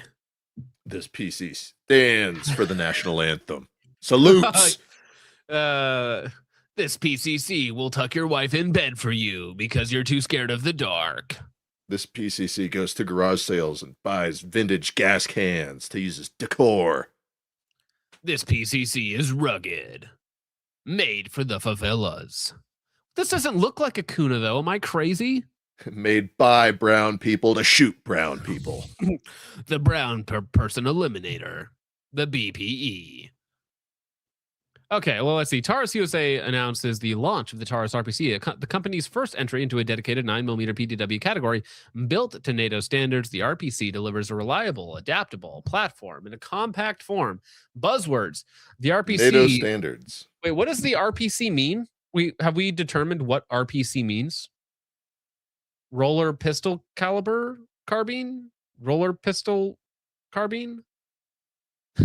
This PCC buys lotto tickets at 6 o'clock in the morning and scratches them off on the parking lot. RPC blends proven ergonomics with modern capability, keeping operation simple and setup fast. The aluminum construction trims weight while maintaining duty grade durability. Oh, buddy, dude, it's aluminum, all right. All right, controls are fully ambidextrous. That's nice. With bolt release, lock, magazine release, easily reached from both sides, and reversible, non-reciprocating charging handle that adapts to the shooter, not the other way around. No, it does not adapt to the shooter. The shooter just does its thing. The gun's adapting to me, honey. I gotta get it. It's adapting. That's what happens when it falls apart. It's adapting. This PCC drinks Bush. This PCC is not a faggot. It does not drink IPAs. Yeah, it adapts because it self-tolerances, you know? Yeah. It's adapting zeros. Full-length Picatinny top rail. Okay. All right. Yeah, but it doesn't look like... Am I crazy? This is not a Kuna. This does not look like a Kuna. It looks like a Kuna with less machining. Here, I'll drop you a image in Discord. Hold on. Well, yeah, let me see a side by side. I don't know. It looks like it's saying my mic's a little poppy. Oh, well, shoot, is it? The whole system had to be reset, so it might be. I might just need to turn it down a little bit. I don't know. My bad. Thanks, Bones. I appreciate that. As I look at that message 30 minutes later. Yeah, I mean, I guess in some ways it's similar. So maybe it is a licensed copy / adjustment. Maybe that's the right way to say that. Yeah, it definitely is an adjustment. There's less machining for sure on the Taurus. Let me see a wide shot of the Taurus thing, the RPC. So that's that. Yeah, but the lines are different. So, like, look how the lower here starts at the top and then works itself all the way down versus the Kuna where it's all flat here in the middle. So it is different, and the handguard's a little different. So they're not quite the same.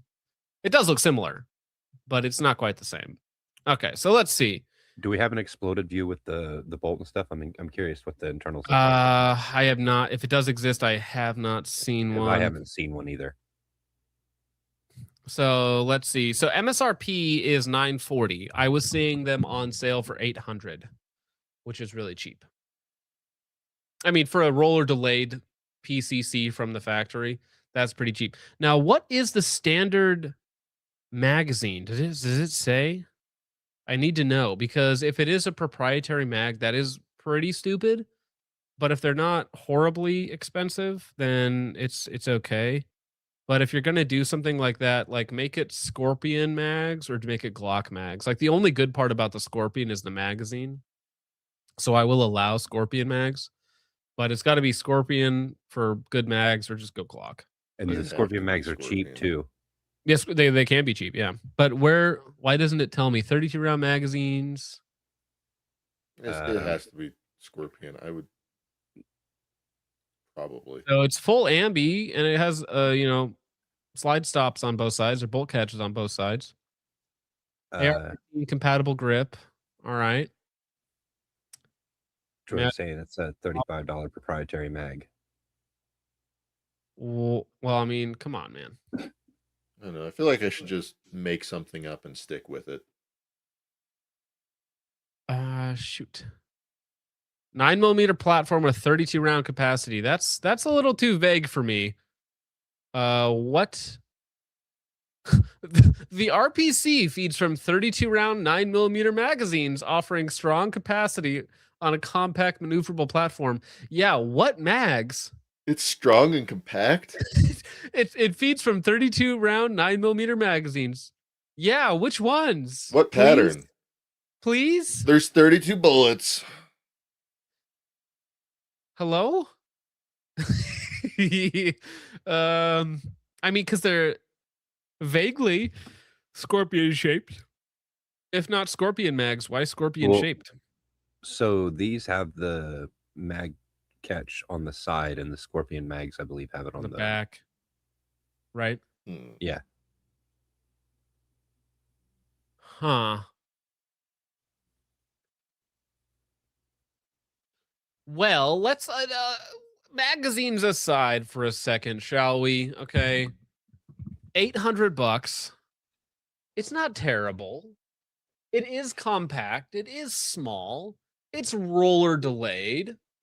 Like, big if here, if the thing actually works, this could see like a decent success, right? Yeah, like pretty decent success. It is from Taurus, which gives me pause.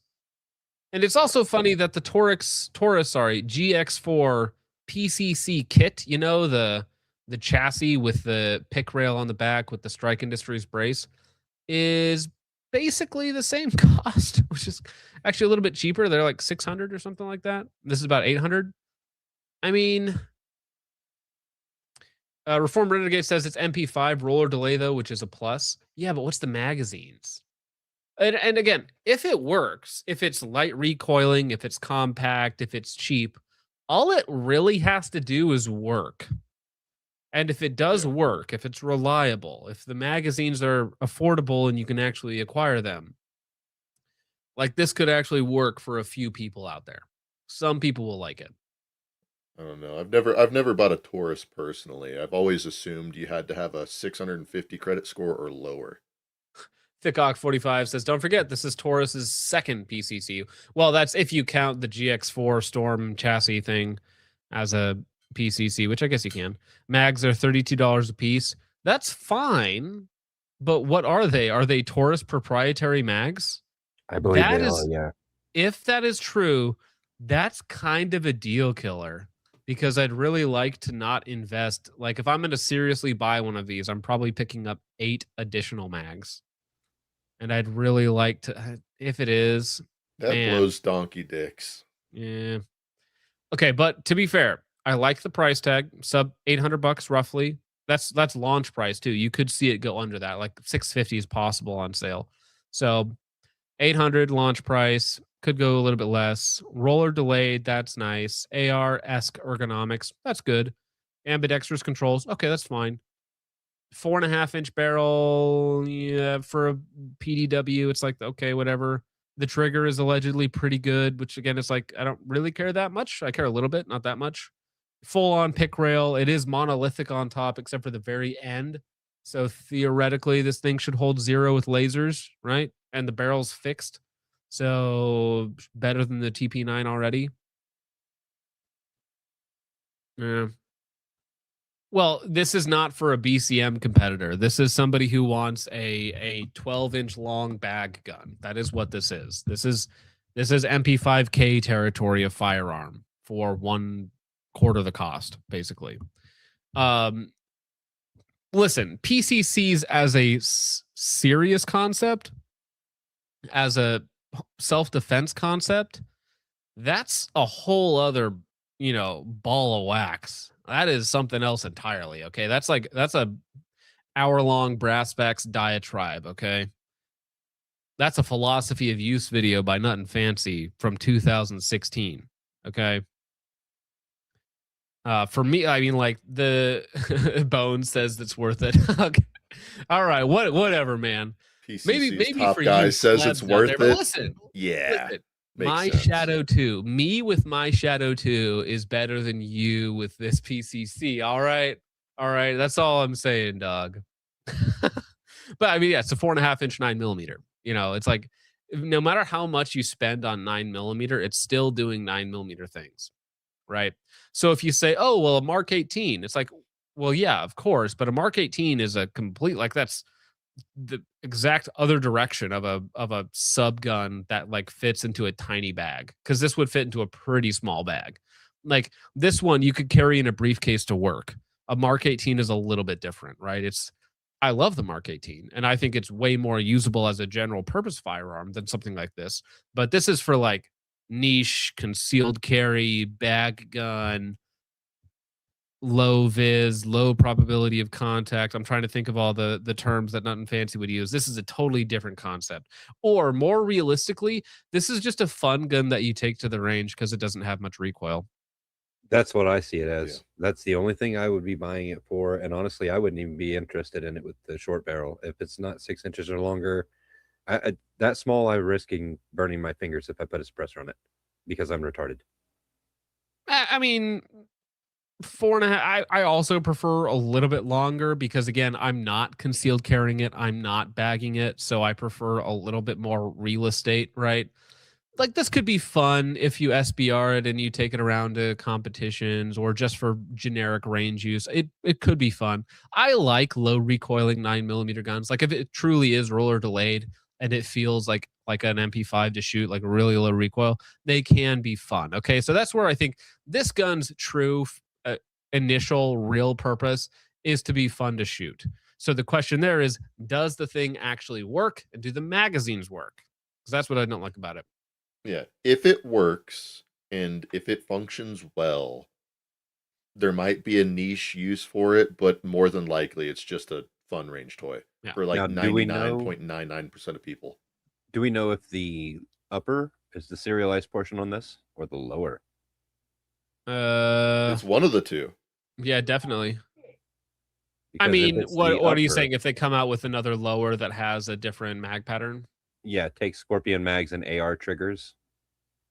Well, what's funny? If the lower is not serialized, somebody will come out with, if it's popular enough, somebody will come out with an aftermarket lower that takes an FRT. Because that's the other thing with these, right? For degenerates online, they see this and they're like, roller delayed FRT gun for cheap. However, it does not take AR fire control unit, so it needs a totally new FRT to design, right? So just use the AR fire control unit and everything. They really should. They really should. Stop trying to reinvent the wheel. Stop trying to make it unique. Just make it so I could put my nice trigger in it. Whatever my preferred trigger is, I could throw it in literally anything. Serialized portion is a removable chassis like the 320. Really? Huh. So, I mean, that does make it more modular. So if they do come out with, other uppers or lowers that you can just pin on, like, I mean, that's a little bit of additional versatility because you can just buy the shells, basically. Interesting. See, but again, you're thinking of a serious application. No, I use my 9mm PCC to go get to my, 11.5 or something. It's like, yeah, but like, think about that scenario for a moment. Like you're in your truck and the apocalypse breaks out while you're on your way home from Seattle. And so now you've got to defensively annihilate a group of protesters so that you can access your 11.5 inside your house. It's like, yeah, maybe it's a possibility, but wouldn't it also be just as easy to just do that with, because again, for me, as long as I have enough magazines, like my handgun does the same thing this PCC does. Yeah, But again, that's a lot of time and training and effort to get to that level. For you though, maybe it is more applicable, and you get more performance out of having, again, because at the end of the day, it's still a 4.5-inch 9mm. You're not getting any additional performance out of it. It's just a more stable platform to dispense bullets from. Yeah, I was about to say compulsive gunfire. So if you live near him, you know that you have a free flux raider sitting under his car seat at all times. And by car seat, he means his booster seat, because he's short like me. Okay, and I know I sit on a booster seat, so I know you do. And Damn. 405 Defense Apparel. Nice to see you on your lunch break, bro. It's a little late for your lunch though, don't you think? Dude, Full Metal Jacket will not let it go. Will not let it go, dude. Anyways, there it is. It's, it's okay. It's all right. Anyways, dude, I got to get to this. There's so many exciting things I still have yet to get to, dude. We haven't even got to Joker posting or get to the female cop. We got to get to the female cop. Okay, but here's the world's worst product of all time, dude. This is insane. Now, this is, of course, Ben Steger, Hunter Constantine, and Justin. Let me go grab their video real fast so I can link the full video, because, of course, we can't watch the full video because they, do stuff with firearms, and YouTube is big gay. But let me link the video at least. Let me guess. Cheap 10s unit hooked up to a gun somehow. Well, you are not wrong. That is basically it. So the title of the video is Simulating Recoil with Shocks. And not shocks like car shocks. We're talking about shocks like electrical shocks, right? If you ever go to physical therapy, like when I dislocated my shoulder or tore my right IT band, they would hook you up with those electrical things to make you the blood flow a lot more so that it promotes healing and stuff like that, right? So it's stuff like that. However, in this case, they have decided that, you know what? We are going to do this. Attach it to a dry fire gun, with Wi-Fi, so it's like an X-Mantis or something like that. And we are going to hook it up to this battery pack, hook it up to your arms, shock you while you pull the trigger on this fake gun so that it jerks your arms back, which is probably a bad gift there. But you know what I'm saying? So you're out there, you got your hands on the thing, and this just causes you to, and then you start jerking it just like that. Oh yeah. Anyways, so this is in development. Okay, now this, to me, this would be an amazing April Fool's video, but I think this guy is serious. I think this guy is real, but this would be a hilarious April Fool's video. They're gonna rewire him into a Sigger. No, they're shocking your brain. This is Justin from Oh wait, sorry. Recoil Systems. He's made a crazy thing. Crazy. From Recoil Systems, a real person with a real job has made this contraption. I love how Ben is also just wearing a full-on plate carrier for it when it's literally just a battery box hooked up to some shocks. Yeah. By the way, you can buy a 10s unit for about $20 on Amazon. I just looked it up. Yeah, but is it going to hook up to the power pack that then is wirelessly hooked up to the Mantis X magazine so that it knows when you're pulling the trigger? Is it going to do all that, or is it just going to shock me for fun? Just shock yourself for fun. Yeah, it's just for fun, recreational. This is a precursor to a robot waifu. It's true. Somehow they're connected. Logic conversion therapy. Yes, this is me when I get hooked up to the machine. I will not stop screaming until you admit I invented logic. I will not stop screaming. This is Justin from Recoil Systems. He's made a crazy thing. Crazy. This is. You haven't used this yet. I haven't used it, and they told me about it.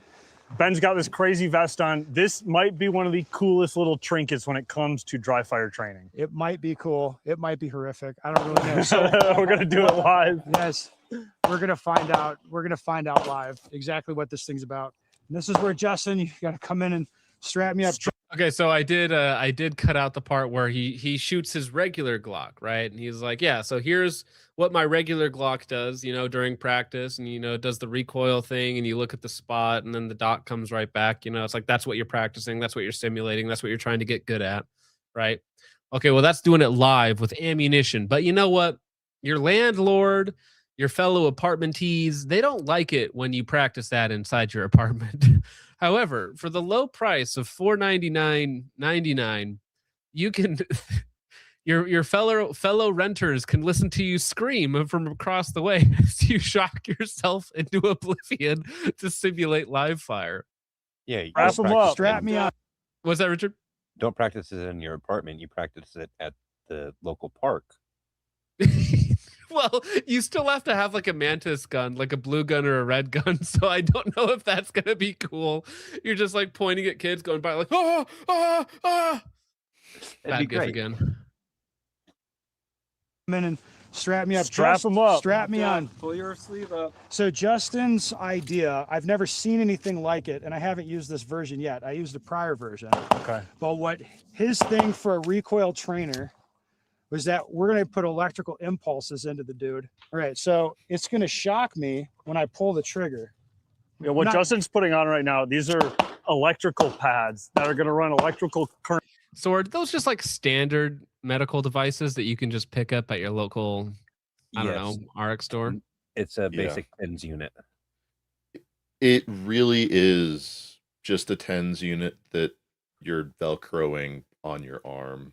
I looked up and I found very, very, very similar things. Now, it doesn't hook up to a Mantis system or whatever Mm. for $19 on Amazon. Exactly. Portable conversions to therapy. Yes, we're deploying this at the RNC next year, by the way. Sigger conversion therapy. Sigger conversion therapy. There we go. Through Ben's muscles to simulate recoil with muscle activation. Yes. So with no ammo in the gun, Ben is going to experience the same impulse from recoil, but from electrical shock. Oh no, this would be hundreds of dollars for this, because it would, it's its own battery supply, it's all that, and the wireless connections and the software, and it would be hundreds of dollars, which again, as we'll get into with value, is like cases of 9mm. You would be way better off just buying cases of 9mm than buying this.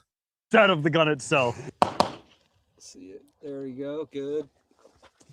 And so it's a red fake gun that's hooked up to Mantis, and then it wirelessly connects to that. Okay, so there's a bit of an adjustment This is a with serious this deal product. because this thing, Do you have to wear the entire contraption? Yes, all the time. Also, dude, like, think about the misuse. What happens when one of these units goes a little haywire? Like, what happens when the trigger gets stuck to the rear? Oopsie. can be like no recoil, no impulse at all, or it can be psychotic madness. Yeah, like a Smith & Wesson 500. And what you want is probably something in the middle. Sure. Where You you want want to three? Let's go start John, at 3 and see have you how it's ever connected. been shocked by a TENS unit and it gets stuck on and you have to turn it off while you're getting shocked?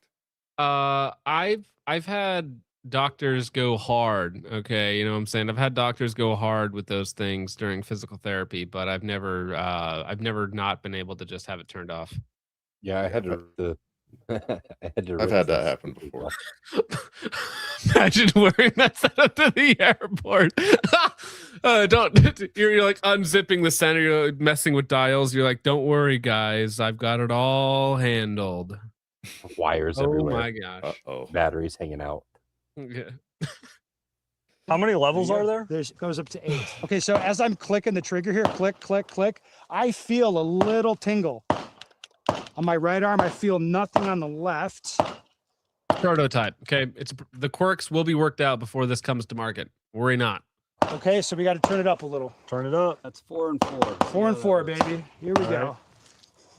Oh. Yeah, you can. So here's the thing. All that's doing is contracting this, right? It's these two. So this is what's happening, right?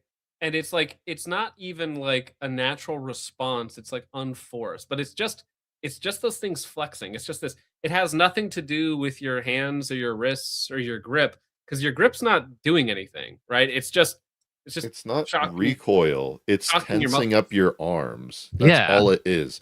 Grab your concealed carry, unload it, hold it, and tense up your arms, and that's what that product does. And to me, it's like, when you're dry firing, you don't need to simulate recoil. I mean, unless you just never shoot, like literally never shoot. Like dry fire, like does everything else. Yeah. It doesn't need to do that as well.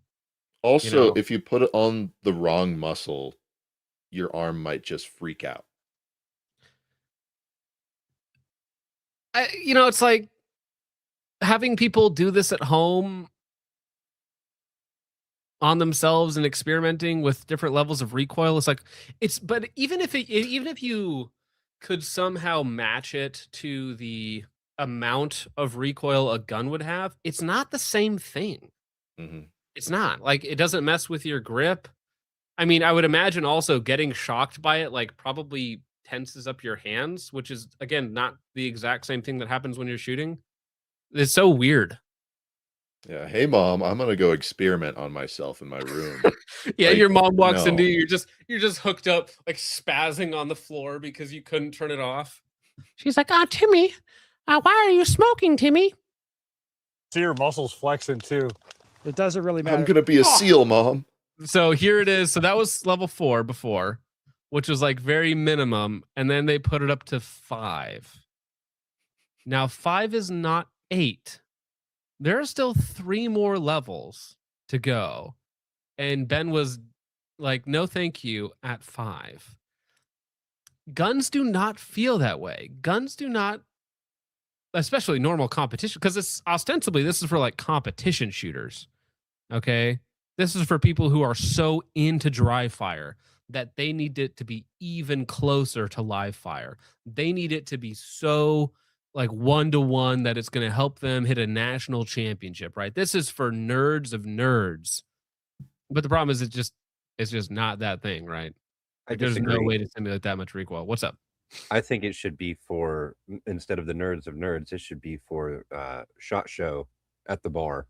Well, yes. Okay. So everybody's realistically, its actual purpose is to be a party gimmick. However, Yes. it is being demoed by Ben Staker, 10X national champion, and Hunter Constantine. It's like real shooters are demoing this product, and it is a gag gift. Like, this is a gag gift to me. Okay. This is an expensive gag. Turn it up. That's 4 and 4. 4 and 4, baby. Here we go. Oh. So you can see it's jolting his see your arms, muscles but it's flexing not too. recoil. It doesn't really matter. Oh.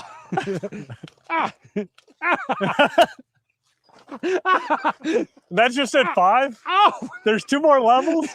3 more levels. Here, We're gonna that's a 4 and no. a half. Imagine if it 4.5. shocks you and it tenses your arm so far back that you put it underneath your chin. Well, the initial reaction when Ben pulled it on 5, which again, you have a lot. Where is it? Oh. Yeah, it's like, that's no thank you. I don't want to be anywhere near that. I'd rather train like a normal person. That's just at 5. Yeah, I mean, I imagine there's it's 2 more funny. levels. Like, I would try it because it's novel. It's like getting tased. Essentially, It's a party like, trick. it is. It's a lighter. It's a less hazardous way to tase yourself, basically, or tase your buddy, or watch your buddy try and dry fire on setting 6. Like, it's almost like maybe somebody out there is a little too into it, okay, and they like want to watch you dry fire on setting 6 or something. There's like some sadomasochistic thing going on here, but like, what are those extra settings for? If 5 is pretty unbearable, like no handgun, as far as I'm aware, outside of like, some crazy, are actually unbearably painful to shoot. 3 more levels. We're gonna 4 and a no. half. Hey, 4 and a half. 4 and a half. That's 100. Just like this shit's gonna go. I want to try this, dude. No, you're gonna put it on your dong. Yeah, but that's for the other subscription Okay, now channel. That's for the OF. Down a little bit. Anyways, that was just, I wanted to talk about that product because of how, what the fuck? I read that too. Spencer, no, he misses one night vision match. He could have beat me, okay? If he showed up, he could have stopped me from winning. Too bad. Had to go to like a wedding or something. Lame. Hope you're doing well out there. That was a weird comment, though. I'm not gonna lie. That hit me a little different, Spencer. All right. Let's see here. Okay. I would apologize, but listen, we're 2.5 hours into the stream. Okay, I'm not gonna apologize. If you're here this long into a stream, We you can know say what's anything now. coming. You can say anything, okay? But listen, we have got a tale as old as time. Man commits multiple felonies, goes to jail, goes to prison, gets out of prison, falls in love with police officer, gets raped by police officer, gets shot by police officer, and then gets framed for his own demise. Right? A tale as old as time. True love, romance. You love to see it. Okay? But these are the two individuals. Now, keep in mind, the female is the police officer. The female is the police officer, and this is what happens. And now I tried to find like every article I could on this. This story got buried because the woman, just before I'll cut to the chase. The woman ends up with no jail time and no charges. You said she raped him, though? She wanted it pretty damn bad. All right, you're about to. I okay. You know what? I lied. I am going to apologize. This clip is hard to watch. This clip is very hard to watch. I'm yours. You can fuck me right. You can fuck me right now. I can fuck you right now. I can fuck you right now. Yes. Show me. Okay. Show me. Let's go. Roberts, desperate to avoid being sexually coerced, chose to direct. Oh. She was in the mood. I guess you could say. She was down bad, as the kids say, right? Huh. And needed a little something, something. Okay. And the ex-convict, is dealing with this police officer in heat, for lack of a better term. And he is trying.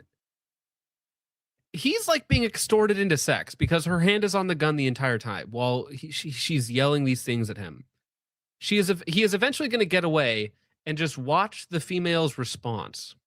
Confront his ex-girlfriend, the police supervisor. But Officer Clark was even more extreme. Take your pants off or I'll shoot you. Neither side was willing to back down. I will. Take your hand off the gun. But you have to pull my pants down. Okay. I will take my hand off my gun if you pull my pants down. Like, what is going on? That is a wild sentence. Her body camera is on. I will take the hand off my gun when you pull my pants down. That is a SHOT Show after party if I've ever heard one. Oh my gosh. Did she turn her body camera on so she could watch this later? Oh dear. Oh. Okay, but now with that additional context, just watch this man fight for his life and his virginity. Okay, this pure ex-convict is trying to fight for his virginity. I'm yours. You can fuck me right. You can fuck me right now. I can fuck you right now. I can fuck you right now. Yes. Show me. Okay. Show me. Let's go. Roberts, desperate to avoid being sexually coerced, chose to directly confront his ex-girlfriend, the police supervisor. But Officer Clark was even more extreme. Take your pants off or I'll shoot you. Neither side was willing to back down. I will. Take your hand off the gun. But you have to pull my pants down. Okay, take your hand off Stop. the gun. In the end, Roberts gave in first. He abandoned Clark and tried to get back into his car to flee. Clark immediately drew her gun.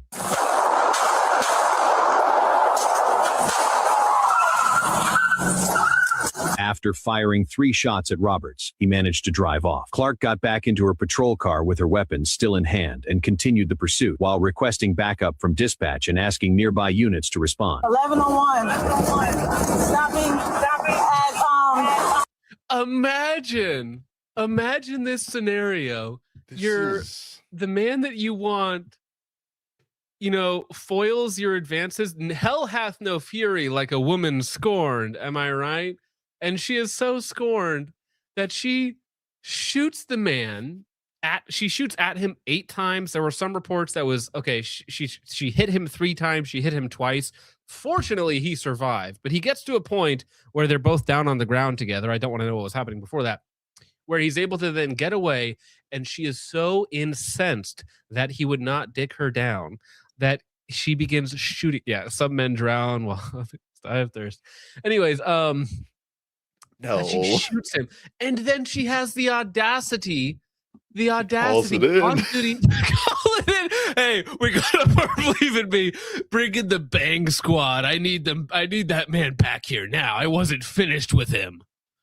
Yeah, We've got.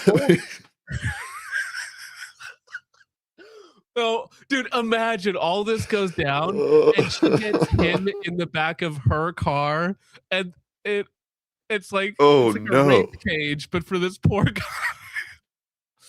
I was surprised she didn't call for an officer down call because she's down so bad. Mm.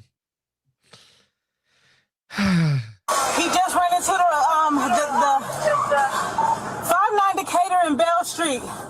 Decatur and Bell Street. Clark continuously reported her location. At least 2 patrol cars were close enough to assist. Suddenly, Robert's vehicle lost control. After the crash, Robert's car came to a stop. Officer Clark parked nearby, exited with her gun drawn, and waited for backup. There were many witnesses in the area. Holding position would likely have been the safest choice, but it was clear from her heavy breathing that Clark was extremely tense and panicked. Okay, come on. You okay? Backup units arrived shortly afterward. Clark rushed over to check on Roberts. By that time, Roberts was completely unresponsive. Anyways, so that is that clip. That you can find more of it and some of the background of these people, the person involved and the rest of the footage involved. It's like a 30-minute long video over here. But this person got dismissed. She got fired, but nothing else happened. So you can watch the full footage on here. This is like the only place that I could find it. And there's a couple other websites. There's a little blurb. This is like all you could find on the actual incident. So this is back in 2023. MARTA Police Sergeant Cheryl Lashai Clark, who was married, allegedly had a secret relationship with ex-convict Clevan Lambert when things ended, and he refused to sleep with her. Reports say that she lured him into a station parking deck and opened fire, striking him while on duty. Official reports claim that Lambert attacked her and reached for the gun. That was her story. So the initial reporting from all of the local newspapers was that he attacked her and she had lacerations on her face. I don't want to know what from. And so she got assaulted and then defended herself. And then once the body cam footage came out, it was like, oh, this is so. Let me get this all right.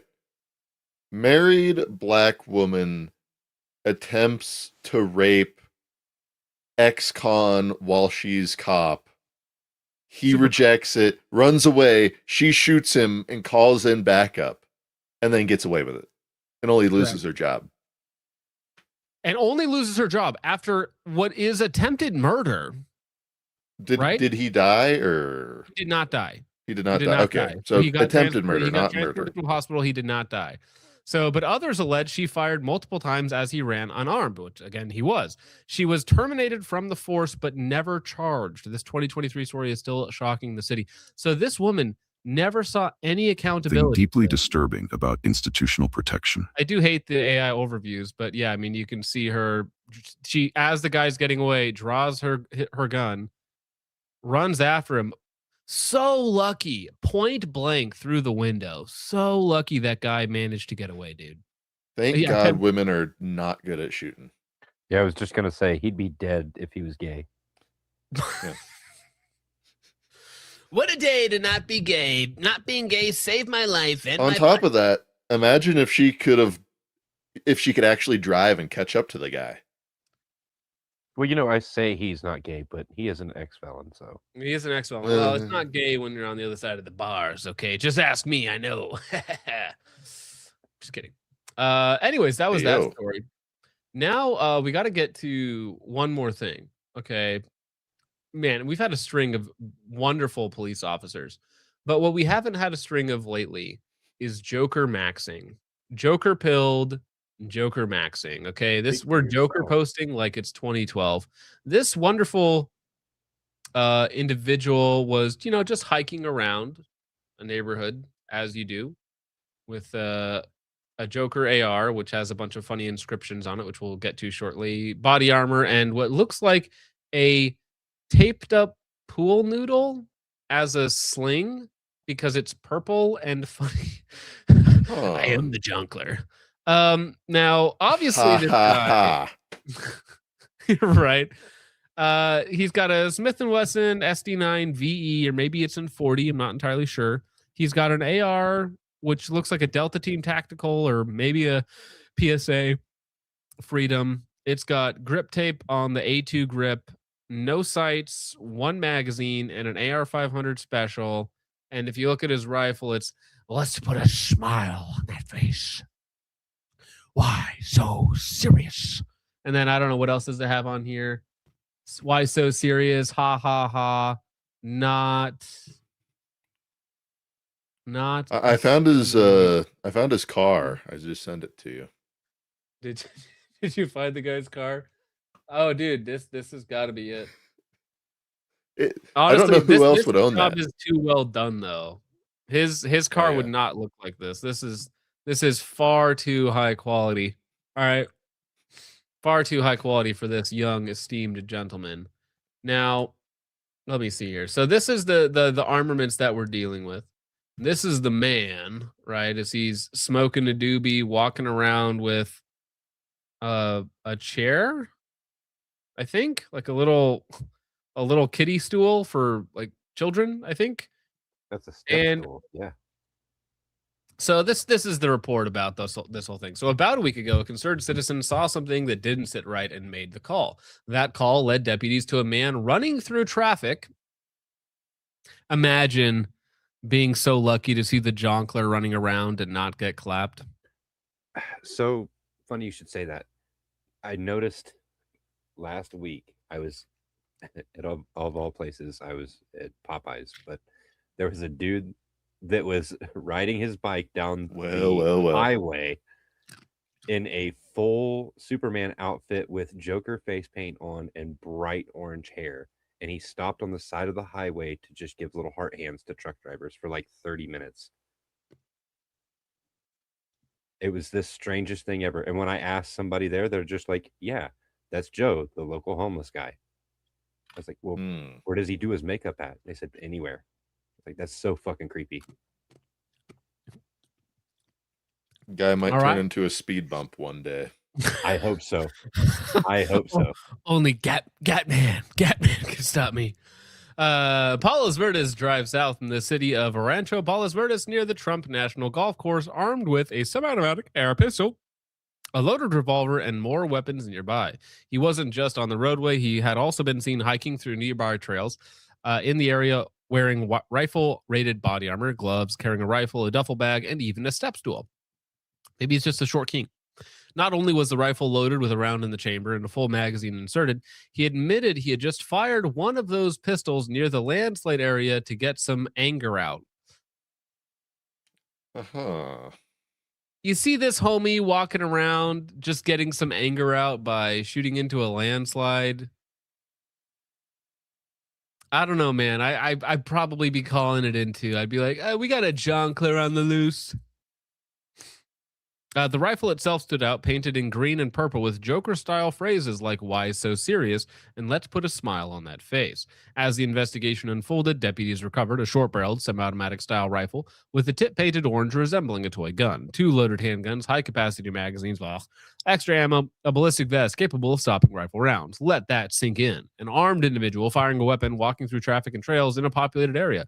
Because someone spoke up, deputies were able to safely detain him before anyone was hurt. This is exactly why we say it. See something, say something. Now, in this case, Sean Steiner, 36 years old of Glendale, Arizona, was arrested and booked on multiple felony firearm charges. Now, I don't know what sort of BS charges they're getting him on, if the weapons that he had are illegal. No weapons are illegal on stolen ground. Okay, let's just be real with that. Let's get that out first. But I don't know what sort of weapons charges they had him on. Probably just danger to public safety, shooting, discharge of a firearm in public or something like that. There's easy charges that everybody could get behind. But yeah, I mean, the weapons are cringe. The inscriptions are cringe. This guy needs to be in a mental hospital.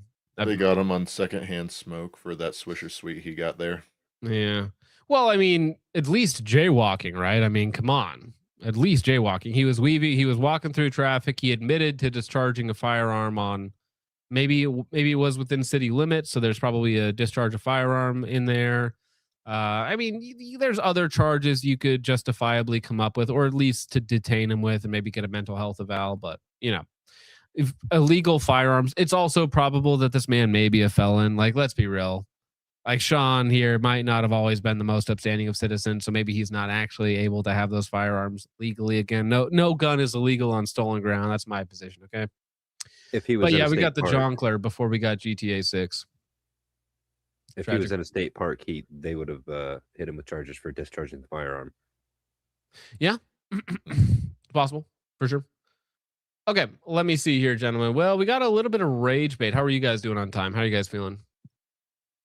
I probably should go to bed here soon. I got to wake up early tomorrow.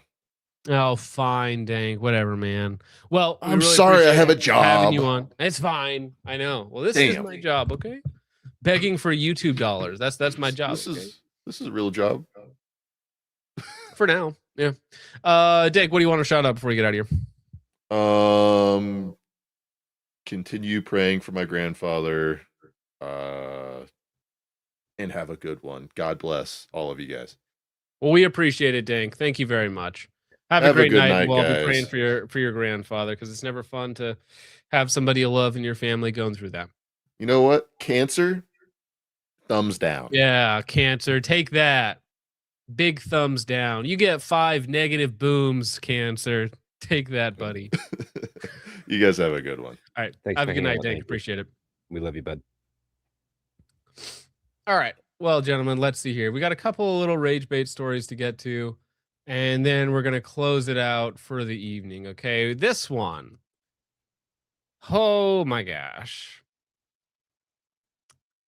I don't know, man. I don't feel like I ever am going to let my wife out with my children alone.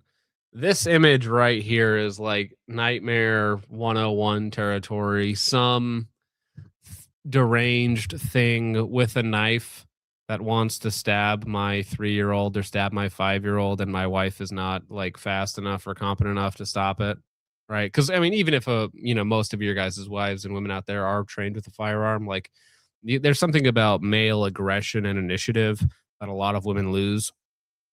But yeah. Anyways, let's watch the normal Walmart interaction here with this unfortunate young man who fortunately survived the situation. This is the moment an Omaha police officer shot and killed this woman as she attempted to kidnap and slash the face of a 3-year-old boy outside Walmart. I spoke to the mother of that 3-year-old boy. He's now out of surgery after his hand and face were both cut in the incident. His name is Kyler, and she says he was incredibly brave. His family. It's kind of a baller haircut, Kyler. Not gonna lie, he looks like a Kyler, okay? Because like Tyler is like a, Kyle is definitely like a wild kid's name, okay? Tyler, not so much, but this kid is a Kyler, okay? A perfect mix between Kyle and Tyler. He looks like hell on wheels right there. Yeah, good on you, Kyler. Family calls him their little cowboy. Kyler was being watched by a family friend Tuesday morning when they were approached inside that Walmart. Ugh, not even the wife. Like, that's rough. And obviously, if it's like a babysitter or something, or a family friend, like, somebody's watching your kid, like, I get it. But man, like, yeah, I can't. That's the thing. Like, I can't let my kids out in public or in condensed areas without me, right? It's just these stories here. I'm like, I just don't trust it. Is there a competent male around, please? Oh yeah, don't worry. We'll get to her previous. But fortunately, there's no future possibilities. His family calls him their little cowboy. Kyler was being watched by a family friend Tuesday morning when they were approached inside that Walmart in Omaha, and the woman threatened them with the knife. The caregiver was able to call 911 as the suspect forced them out of that. Racist much? What are we? Are you new here? Just an average Jeff. Are you new here? Racism in my chat? Unbelievable. Walmart, and that's when police asked her to drop the weapon. She then cut the face and hand of Kyler, and that's when officers shot and killed her. Now, shooting and killing her after she stabbed Kyler. I I I get it from a legal perspective, right? Because a cop just coming into the scene may not be understanding what's going on, and allegedly the woman got the knife, stole the knife from Walmart, found Kyler and his caretaker, and then was threatening them and forcing them out of the store, and that's when they were eventually police interdicted with them, right? So there was this whole like a hostage kidnapping situation that was like leading up to ahead of this, and this very like terrifying situation, especially for a child. You're 3 years old, you're stuck in a thing, you don't really know what's going on, you're terrified, you're looking at your caretaker like, what am I doing? There's this scary monster, evil demon here hanging out, and then police shows up, stops her, and then as soon as she starts to stab the kid, which fortunately again it was hand and face, not great places to be stabbed, obviously. Full recovery, though, so he did make it out the other side, which is the most important part. But the officer having to wait, right? Because I feel like if I see somebody threatening a child with a knife, my first thought morally is to just kill them right away. Like, I don't need you to stab somebody for me to know that you're a problem and need to no longer exist. Legally, it might be a little bit more dicey, right? If you just walk in there, you see somebody who's like, oh, that looks like a threat, kill them before they start doing it. So for the cop, like, I understand that there might be a little bit of leeway where he's thinking about his career and his life and his family and kids that maybe never going to see him again if it's a bad shoot or something. But for me, morally, I would, if I see a woman threatening a child, obviously, if the woman looks like a demon like this one does, just eliminate. And fortunately, she is eliminated, which I think is the proper outcome. And she will save the taxpayers millions of dollars. No health care, no prison, no trial, just absolute demon lady. Now, this lady also, she is alleged to have set the fire that burned down her father's house, I want to say. She's attempted to kill people before, arson, stabbings, like all these things have happened before in this woman's life. And it's like these people keep being let out and keep being allowed to do this over and over again, and they just shouldn't. And so for me, like that little boy, Kyler, who survived, which is great, fantastic, that's wonderful. He's still should not have even had to deal with this thing in public. He should not, like, there is no world in which this thing, this animal, should be allowed to be around Kyler in any way, shape, or form. You don't need to see alleged. You can't defend. I know, it's just part of my vernacular, part of my curriculum. It's fine. Whatever, dude.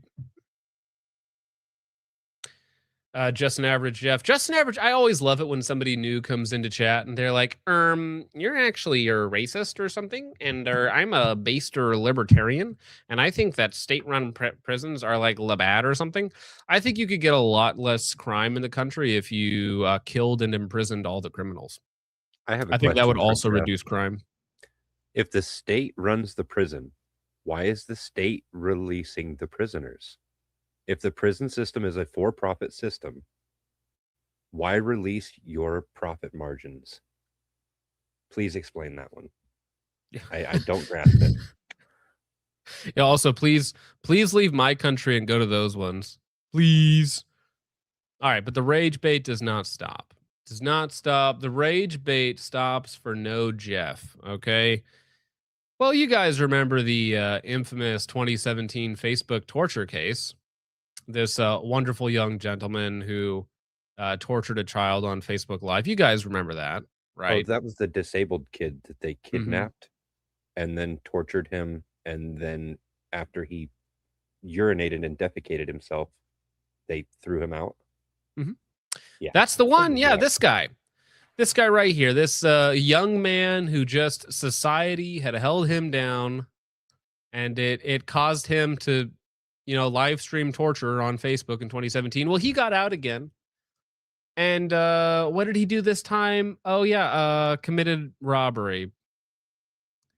I don't know, man. There's something about this guy. I can't quite put my finger on it, but I just don't think he should be let out of prison ever.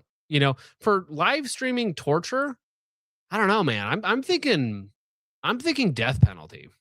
I was going to say I disagree. I think he should be let out of prison within 24 hours, escorted right out the back door. Yes. He should be released from prison and onto the pavement. Yeah, no, they let the torturer out. I mean, listen, this young man served less than 9 years. Let me see. Okay, so making sure that said to a crime, making sure to understand not something that's going to be a possibility for you when you get out.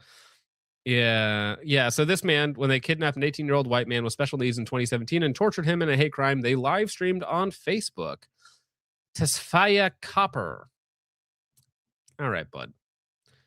Cooper 30 was arrested last Wednesday afternoon shortly after he and accomplice chased down, attacked, and robbed a bicyclist. Well, I hate cyclists. So it's like based for... Must we? Based for robbing a cyclist, but also cringe because, well, the obvious. Chased down and robbed a cyclist on Clark Lake CTA station mezzanine court records show. Perhaps coincidentally, the victim was a white man. Of course. Also charged in the attack is Maze Pearson, a 33-year-old man who had active warrants for failing to appear in 4 pending felony cases. Because what? Why? Why is this thing out? Why? 4 pending felony cases, and you're just letting him roam free? For what? For what? Why? What possible value does this thing and the torturer? It's like, no, we need thing number 1 and torturer out on the streets because they provide bicycle repo services. Bicycle repos. Listen, okay, they weren't selling enough Hellcats at 20% APR, so they had to let out Deshaun and Torture Man. Okay. In a detention, Richard. In a detention filing, prosecutors said a 48-year-old Cicero man waved at Pearson and Cooper as he passed them on his bike near Clark and Lake Streets around 1:30 p.m. Pearson and Cooper responded to the man's wave by claiming to be GDs, slang for gangster disciples, and chasing the victim. Okay, so the cyclist waves at perp 1 and 2, which they interpret in their prefrontal cortex lobe missing minds as gang signs, and then they chase the cyclist down and beat and rob him. That seems appropriate. Very similar to the one who received a threatening note on his car about his lump on his tire. Yeah. The victim called 911 with a description of the robbers arriving. Arriving officers saw Cooper and Pearson run out of a nearby building as they were arriving at the scene. According to the detention petition, Pearson surrendered on the spot, and the cops recovered the victim's bike about 25 feet away in a flower bed. Another set of officers arrested Cooper about a block away. Prosecutors said Pearson was carrying 10 bags of what? Of heroin and cocaine. Really? That's crazy. He stopped showing up for... Listen, I can't believe this, dude. Can I just not show up for court? Is that kosher? Is that cool? Like, if I have felony cases, I can just stop showing up to court?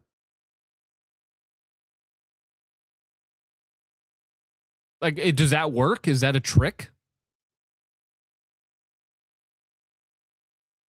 I mean, you can not show up. Well, right. For me, they would come and arrest me, surely. But for this guy, they just wait until he commits another crime so that they can let him go. And again, in this case, we're lucky. We're so lucky all they did was beat a cyclist. They could have murdered somebody, raped someone, tortured someone again. You know, we're so lucky that in this case, all they did was beat a cyclist. Well, skipping his court date, they just issued a bench warrant. And I understand, you don't necessarily want to wait for his next crime, but it's not going to be a long wait. Okay, fine. Finally, Judge Luciano Panici Jr. ordered both men held pending trial. There's no I'm going to keep it real with you, dog. There's no need for this person to see the outside of a jail. There's no need for this torturer person to ever see the outside of a jail again, or, you know, for a very short period of time, you could say in an alternative worldview where I have the keys to the justice system, as it were, right? But there's just no need. We're done. We're fine with it. You can keep him, okay? We don't need him. We don't need him. Thank you very much. Nothing of value could possibly be gained or lost. All right. Nigga! Well, That was good, anyways, Jeff. how about at least we have some people that are kind of based. They're kind of getting it. You know, they're getting it known a little bit. So, if you want pre-Hart Seller crime statistics and economy and family traditions and nuclear families and birth rates, we kind of have to repeal Hart Seller and get everyone in that came after them. That's, you know, really simple solution to the problem, I think. We have a Nigerian immigrant, Allah Alukatan Abdon Abel. Should have been Kane. You know what I'm saying? Charged with the bestial shooting and stabbing and hate crime murder of Lauren Bullis, who was walking her dog in DeKalb County, Georgia. 2 other random victims were also attacked. I just don't think we get much value from Mr. Olawa Lukitan Adon Abel. I just don't think we get any value from the dead eyes, the nothing happening behind them. I don't think we need worst trade deal in the history of trade deals. And now 1 woman is murdered and 3 others attacked. I think we can be done with it now. I'm not really interested. And, you know, but listen, I know I harp on Americans here. Okay. Americans too much, but the British have it bad too. Okay. British people are doing terrible crimes too. Okay. Those pesky British men. 3 men sentenced to 29 years in prison after raping missing schoolgirl 14 in multiple locations. 3 British men. 3 very, very British looking people. It's just so British. It's just so British of them to rape a 14-year-old. Well, you know what the most common British name was last year? Muhammad. For men, it's Muhammad. Yeah. Wow, racist much? Yeah, dude. You new here, bud? Yeah. It's like I love it when people still think that like racist is like some sort of insult. I just grant them the position, say yes, and it's like, all right, now continuing on. Paragraph 4 of the FBI crime stats. Raping a 14-year-old, multiple locations, and raping her. Huh. Yeah, you know what? Hanging, gavel on the thing, and we're done. We're out of here, bro. We just don't need them, okay? I know it might be like orcophobic to say anything untoward about the amounts of immigration that these Western countries are having, or that, you know, it might be anti-orc or anti-goblin to want to change the way the money system works or whatnot. But I think it's time for the you know, the men of Middle Earth to the men of the West to maybe band together and say, you know what, we don't have to put up with these orcs. We don't have to have them in our countries, in our schools, in our neighborhoods, in our communities. And maybe they don't. Maybe this is the crazy part. Maybe they don't get to rape a 14-year-old. Maybe Daryl German coerced 43 years old raping a 14-year-old. Yeah, I think you just die. I think that's fair. Dion Smith and Jordan Donnelly went, and I'm making light of it, and I'm making, you know, euphemisms to other things, but a 14-year-old young woman was raped by monsters, animals, dogs, and the system allows it, perpetrates it, perpetuates it, allows more of these animals in, allows more of these dogs in to commit more of these acts. These new British Not quite like the old British. And they'd happily throw you and I in jail just for talking about it. Well, listen, there are funny little words that I can't say over in the UK. Okay, they have how many people they have arrested right now for tweets and Facebook posts and stuff like that? It's like 1,200, isn't it? More than it is for rapes, I'll bet.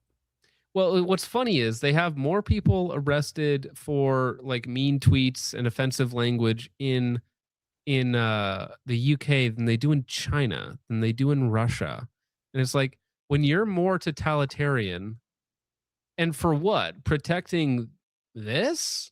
Protecting, like, don't offend the rapists, don't offend the murderers, don't offend the stabbings, don't offend the grooming gangs. Like, I'm not interested in offending them. I want them dead. Don't offend the mayor. Yeah. Oh yeah, that's true. I forgot. What's the guy's name again? Sadiq. Sadiq Khan. Sadiq Khan is a gay muzzy terrorist, which is funny because that's a quote, a real quote from him reading out a tweet. Let me see that. Oh, I've never seen that. You never seen that? No. He's like reading out a mean tweet he got. Oh, this is hilarious. It used to be a sounder on the shoot. Sadiq Khan bring that back. Mean tweets. I gotta find it. It used to be a sounder on the Matt Christensen show with Blonde. Mean tweets. I remember. You remember that show, yeah? Yeah. Yeah. Whatever happened to Blonde? She's doing her own thing now. She's working with Devin Stack of Blackpilled. Last I saw. She was the main comedic relief for the show. Well, freaking Matt was always so like milk toast, you know? He was very much so. And he hasn't gotten any better. Did you see that Savannah Hernandez, Elijah Schaefer's old partner, is now working with James O'Keefe? Wait. You say Elijah Schaefer? Yes, Elijah Schaefer's old partner, Savannah Hernandez. Oh. Which one's I don't keep up with the e-girls. Okay. Elijah Schaefer is the guy who, if I'm remembering the name right, Elijah Schaefer is the one who had sex with a 16-year-old boy at his youth group. That Elijah Schaefer of Rift TV? The one I'm talking about is the one who just went through a divorce and is losing his kids. Cheated with Sarah Stock. Yeah. Yeah, no, that Elijah Schaefer had sex with a 16-year-old at his youth group, at a 16-year-old boy. He's gay. Well, that doesn't surprise me. He always seemed like he was gay. Yeah, Elijah Schaefer is like a full-on Milo Yiannopoulos behind the scenes. That doesn't like he's a noted sex pest. Savannah used to work on his show and she quit a while ago. Dude, you guys are arguing about Matt. I watched Matt and Blonde from like 2015 to 2021, and then I followed them. I stopped watching for like 3 years because that was, COVID going on, and Matt was still being like too milquetoast and too centrist. And so, I radicalized. He stayed center, so it wasn't interesting anymore. I followed Blonde in a lot of her work, and then she recently got screwed over, or it's hard to tell with women who got screwed over and what by that other guy that they were running that podcast together, and he's doing wacky things. But she's working with Devin Stack now, so it used to be a good show back in the day. I could probably get Blonde on this show. Blonde would come on the show, talk about something fun. You would have Blonde on? I would. Why not? Because she's a woman. Well, yeah, but I mean, there's exceptions to every rule. Okay. I wonder what the chat would look like for the night. A giant log. Yeah, half of you guys are like heart blonde, no foids, John, no foids on the show. WTF? Yeah. Yeah, the first. I mean, if it's gonna be a woman, it should be like it's not gonna be an e-girl. Like Blonde is married with like 3 kids, and she's too old to be an e-girl, so it's not gonna be an e-girl. So it's got to be Blonde, or it could be. I figured you'd have Kirsha on. Who?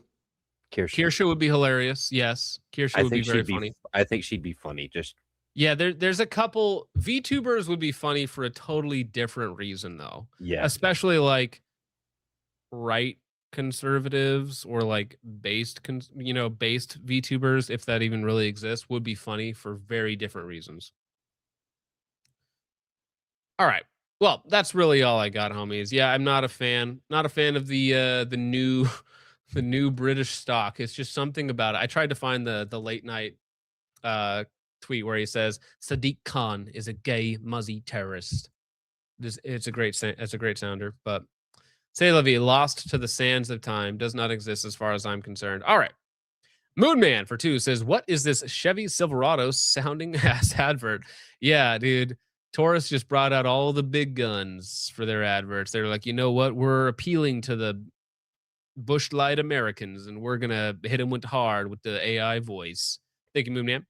Lon Haruchi for 5 says, this PC has a higher IQ than Trench. Low say low bar. Chip Stubble for 5 says, made for soys who wear grunt style and 511 tees. Hey, I'll have you know I don't own any of that. Damn it. Thank you, Chip I Stubble. own Appreciate that. one 511 product, and it's a pair of shooting gloves that I got as a gift. And I will say, they're nice. Okay. Zanico for 2 says, does it come with a ridge wallet? Why does it have ridges? They're clipping the wallets now too. Look into that. B Rizzle for 2 says, pronounce the acronym ARPICA. RPC, right? RPC. ARPICA. Pronounce it. ARPICA. Am I crazy? Is that supposed to be funny? Sorry, B Rizzle. Or was I saying it wrong? More than likely, I was just saying it wrong. Willa McBilly for 2 says, RPC, retarded piece of crap. Maybe.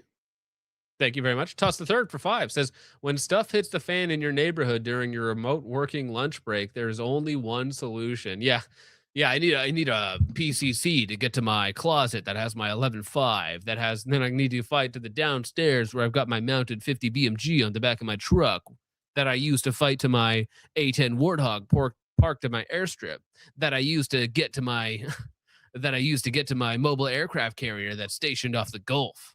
That I used to get to, I don't know. Yeah, it's always escalation. Thank you, Tusk. Lon Harichi for 5 says, the all-new Taurus PCC, the trench of PCCs, a touch of the downs, broken and gay. Damn. Rough, man. Thank you, Lon. I appreciate that. Lisa Larimore for 5 says, is Richard ever right about anything? Asking for a friend. Well, ask your friend over because Richard is lonely. How about that? Thank you, Lisa. She can find out firsthand. Marky Mark became a YouTube channel member. Appreciate that, Marky Mark. Thank you very much. A little funky bunch we got here. Chud for 2 says, need me a white baddie Foyd that would do this shit to me. Listen, the jokes about, yeah, you want an insane girl who would, kill you if you don't impregnate her immediately or something. It's like, that's funny. But at the same time, they're crazy. Like, I don't know. I feel like you're just gonna end up stabbed. Crazy women are 57 times. fun for a very, very short period of time. Yeah. Logan for 2 says real based. Thank you, Logan. Jury Seller for 2 says night gens. God is great and Christ is king. Christ is king. Thank you very much, Jury Seller. I greatly appreciate it. Jarrett for 2 says have to catch the rest tomorrow. Need more prayers for my friend with cancer. He was moved to the ICU and is having respiratory problems. Christ is king and has a plan, and prayers are appreciated. I'm sorry to hear that, Jarrett, but we will pray for your friend with cancer and hope that he starts breathing a little better. But either way, Christ is king, and he's got a good friend in you, man. So I appreciate him. He should at least have that. Okay, can't take that from you. All right, let's see. I think we got one more over here on Ko-Fi. Subarctic Psycho for $10 says, can we please hook up to 10 Shockinators to Trench at max voltage to see if it'd make him less gay? If not, then it would at least turn him into a burnt vegetable. Both outcomes are fine. All right. Why do you say Christ is king? Because Christ is king. Christ is God. How does that make you feel, Mr. Button? Oy vey, that's very anti-Semitic of you. Yes. Next question. Andrew N. for $20 over on Ko-Fi. Here you go. A little bit of Sam Hyde for you. Get that ugly, disabled freak away from me. I don't want to look at his fucked up face. Thank you. Andrew N for 20 says, haven't been able to catch the lives in a while, but I'm still here watching the VODs. Finally got that Rugged Razor 762.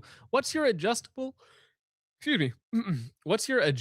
gas block of choice if I end up having gassing issues with it on my ARs? Well, if you have a setup that will allow you to take a rifle speed, the rifle speed is the best. Like, it just is the best system to have. The rifle speed is really good.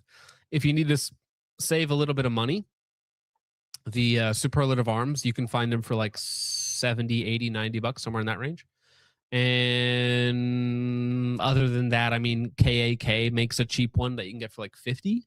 So depending on what you're looking for, what price bracket, there's some different options. But again, the best is rifle speed. But you can only use them if you have a gas system that is close enough to the front of your rail, and then enough space in front of your rail and your muzzle device where you can actually, get in there and adjust it. But if your setup allows for it, rifle speed is the best. Thank you very much, Andrew, and I appreciate it. All right. I got to use one of those rifle speeds on a 300 blackout build not too long ago. A guy brought it to the range and he switching between supers and subs. He's like, here, hold on a second. Click, click, click. Yep. I shot it. I was like, oh, it's that easy. It just nice. Works, And he knew exactly which numbers. Well, once you figure it out, you know. Yeah, That's he the had a thing about it. preset, so it was really nice to shoot. I will say that. All right. Amrod Boy for 2 says, I've dated crazy. I mean, look at your PFP, bro.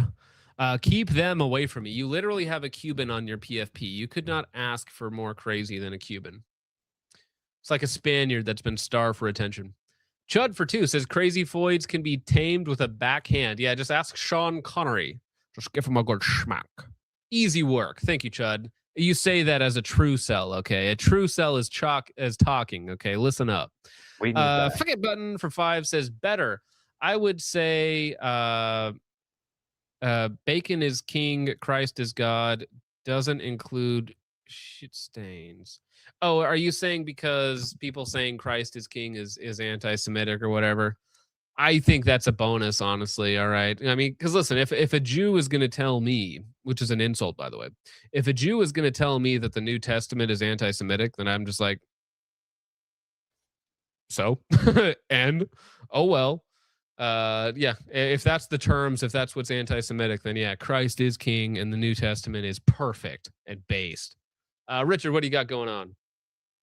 Weren't we called anti-Semitic because we don't worship all Jews and we only worshiped? Yes, correct. That's what Christians get it wrong. We only worship a single Jew, and we should be worshiping all Jews according to their rabbis. Yes. But anywho, if you guys aren't aware, I do have a channel now. I've been streaming over there every once in a while, mainly just fireside chats, and I've tried a couple of fishing streams so far, but I'm going to have to do something because my signal is just absolute shit out here. Well, I know you were catching stuff today, so it would have been a good stream if you. It would have been, bro. It would have been great. I was catching them left and right for about 35, 40 minutes before the storm rolled in. So I'm going to try and get out there tomorrow. I've got about 2 hours set aside for some fishing, but the rest of the day is going to be booked solid with dealing with retards. Most what likely do you think we do around here, higher bro? grounds. Yeah, I would much rather deal with the retards here than the diversity hires at Staples. Not fun. All right, gentlemen. Well, look forward to that. I dropped the link to Richard's YouTube channel in both the YouTube live chat, so you should click on it and hit subscribe. And I also dropped it to the Rumble chat as well. Thank you to everybody hanging out on Rumble. We always have like somewhere between 50 and 70 people watching over there, which I truly appreciate because listen, okay, we talk about YouTubers and being gay and, shilling for products and begging for money. But at some point, I think we're all going to be over on Rumble, whether we like it or not. Okay. I just think that's how it's going to go. But to everybody watching, hanging out, I really appreciate you. The support, of course, always appreciated, never required. I truly thank you guys for allowing me to do this. And I hope in exchange, I provide you value, entertainment, maybe some useful information here and there, or if not, just a little bit of reassurance that you're not the only crazy one out there, or that there's enough other crazy people out there to build some sort of community with. I don't know which one of those is better, but I truly appreciate each and every one of you. Tomorrow, we will have a Redoubt stream. We will have a Redoubt stream, okay? PC is back up and running, lost some data, but we will have a Redoubt stream tomorrow night, 8 p.m. CST, as usual, and then the rest of the week is just normal content. But with that out of the way, gentlemen, thank you so much for watching, hanging out, all the fun stuff that you guys allow us to do. It is truly appreciated, and it never goes unnoticed. As soon as I say that, somebody else donated, says, B. Rizzle for 2, says, RPC Rapist? RPC Rapist. Rapist?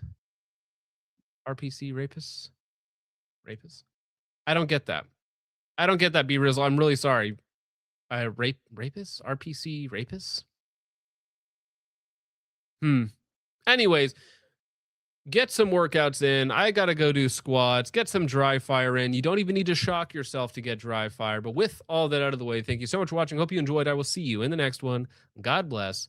Godspeed. Christ is King. Christ is God too.